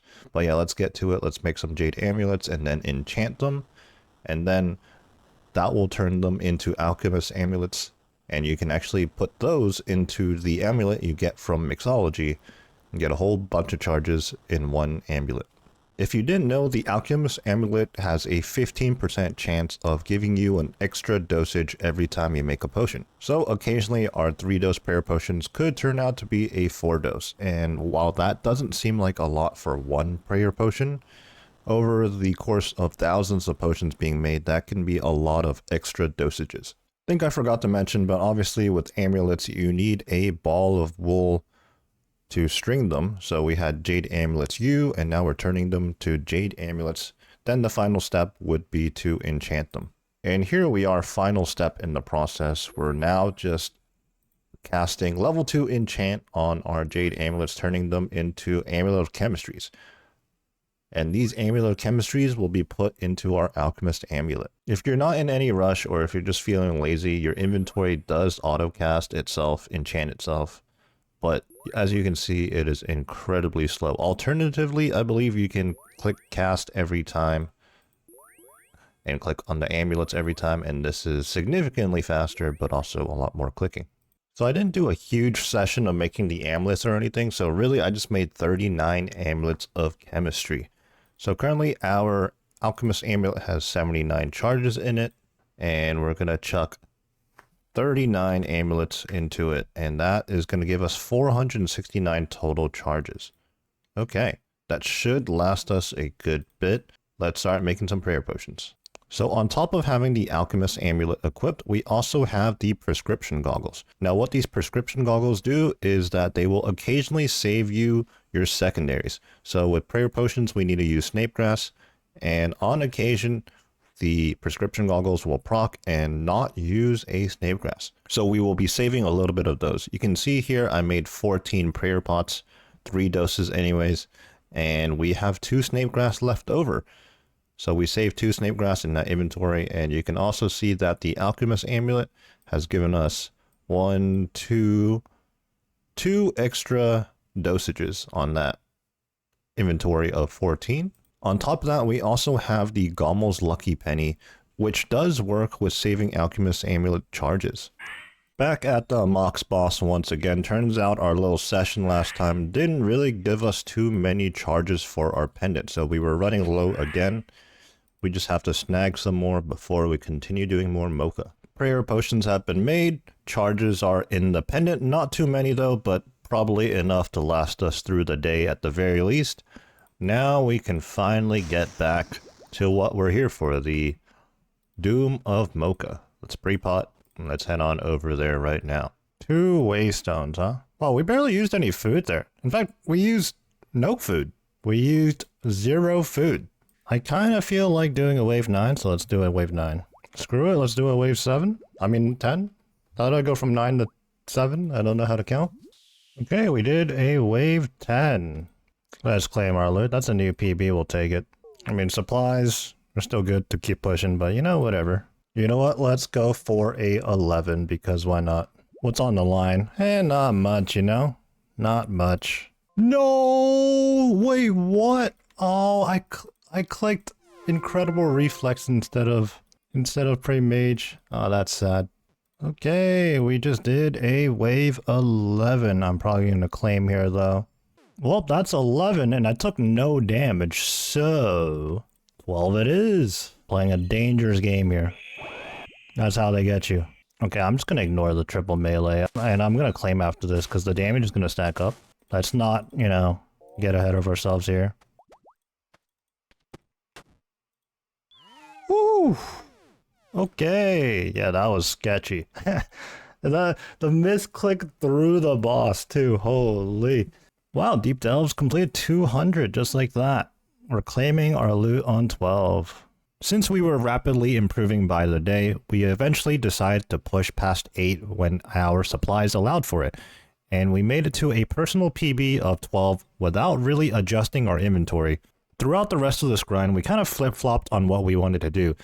We occasionally went back to just 1 through 8 farming and claiming, and on occasion we went past 8 and comfortably did like 9s and 10s and maybe a few 11s.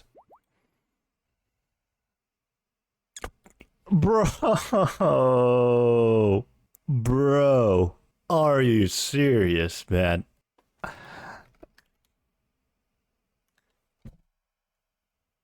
So you saw right there that we pulled our third pet at total delves 3,427.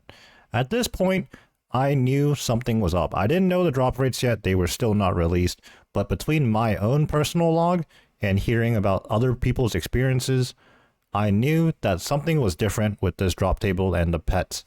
Also, at this point in time, being at 3,427 total delves, our last item pull was about 1,900 to 2,000 delves ago. I believe the exact total delves was 1519.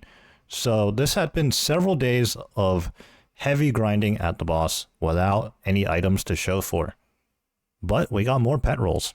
It has now been 2 weeks since the release of Mocha, and I think it's pretty typical that they wait 2 weeks until they release official drop rates for the boss. Well, they have since done that, and my suspicions are confirmed. The pet is indeed pretty common. I mean, let's take a look at our collection log here. We have a whopping 3 Dom pets in our KC, 287 deep delves, 3,614 total delves, and yes, we are still missing the cloth. Let's take a look at the board here. The pet is 1 in 1,000 in wave 6. And wave 7 is 1 in 750, 8 is 1 in 500, 9 plus is 1 in 250.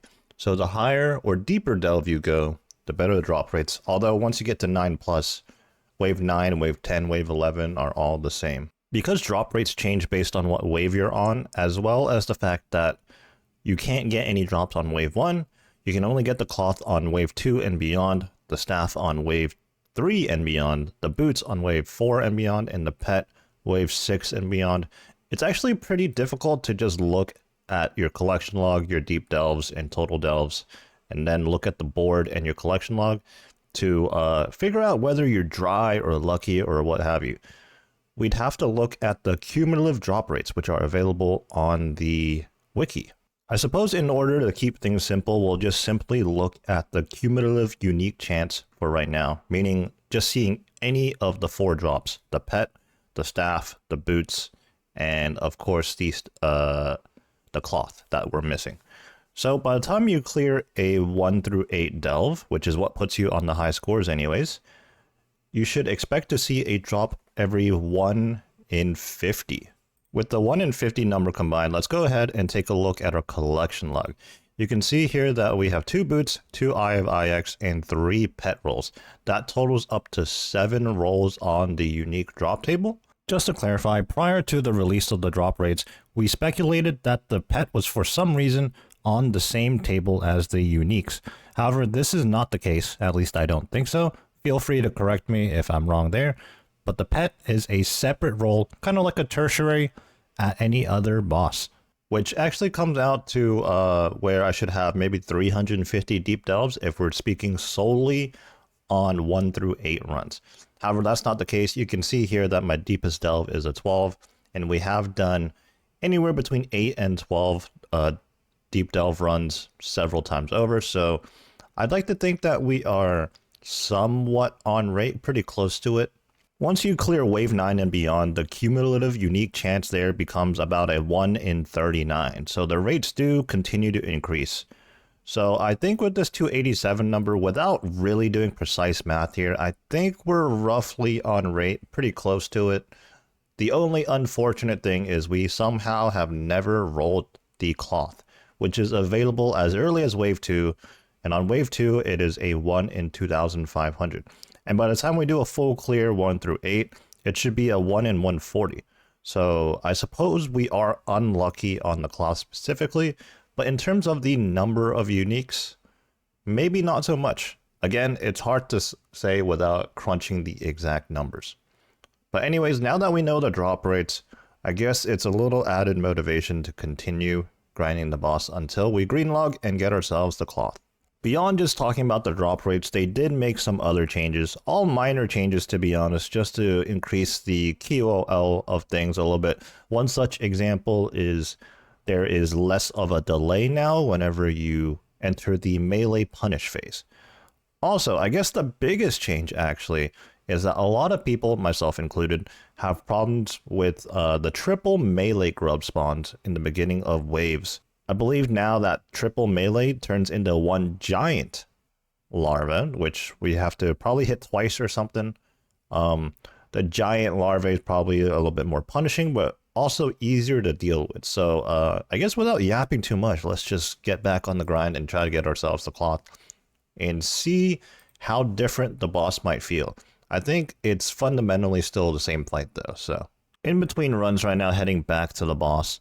Now we know the run is a bit of a journey, so I'm going to take this opportunity to talk about a slight change in my inventory setup. So right now we have binned the Kodai to autocast demon main spells, and now we're going to primarily use the Eye of Ayak to deal with the grubs. Along with the update, they changed the fact that the Eye of Ayak now one-shots the grubs, and there's no weapon delay, weapon cooldown on it. So it's going to be very viable now. And it just saves us one inventory slot, I guess, in which I added another Karamwan to the setup. Another wave. Oh, item. Oh my god. The glow. Come on. Dude. At least be an item, bro.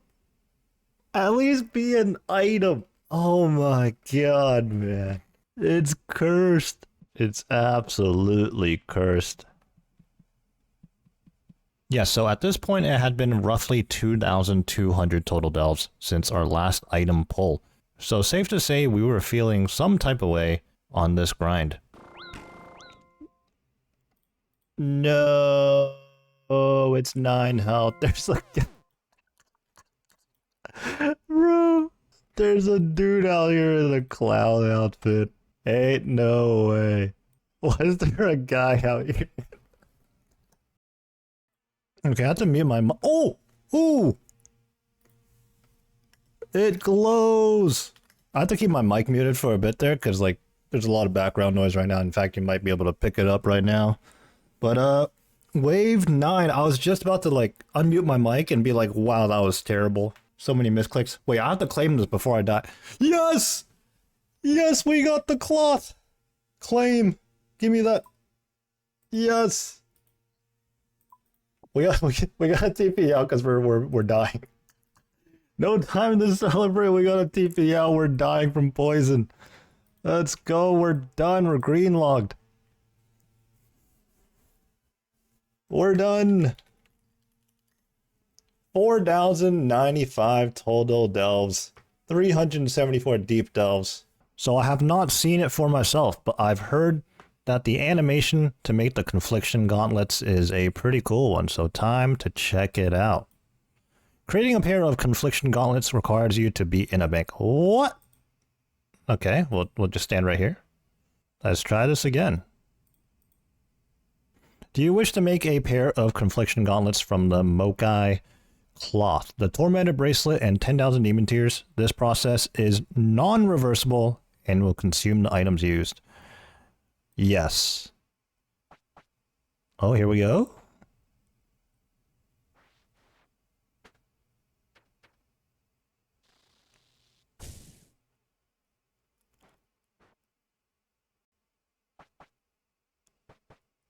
Yo, that's pretty cool. That's pretty cool. Let's slap on Max Mage real quick. These things look pretty cool. I like it. What about like in Virtus and like maybe the Kodai and the Eladina Sword? Yeah, it just works with everything. Eye of Ayak. A little while later, but you know I had to pull this image out. We got the pet, we got Dom out, we got our Max Mage out with the Eye of Ayak. I mean, the Eye of Ayak's not Max Mage. The Tumican Shadow is still the Mage Mega Rare. But this is what I pulled from Mocha. And we're done. Let's take a look at the log one more time. Green logged. 6 out of 6. 374 deep delves. And 4,095 total delves, which is actually almost fitting because World 495 is usually the world we're on. So a little coincidence in the numbers. Well, that was my Mocha journey from start to finish. And I'm pretty much done with the boss. We greenlogged it, but I guess we will have to return to Mocha to tackle some combat achievements when they get released.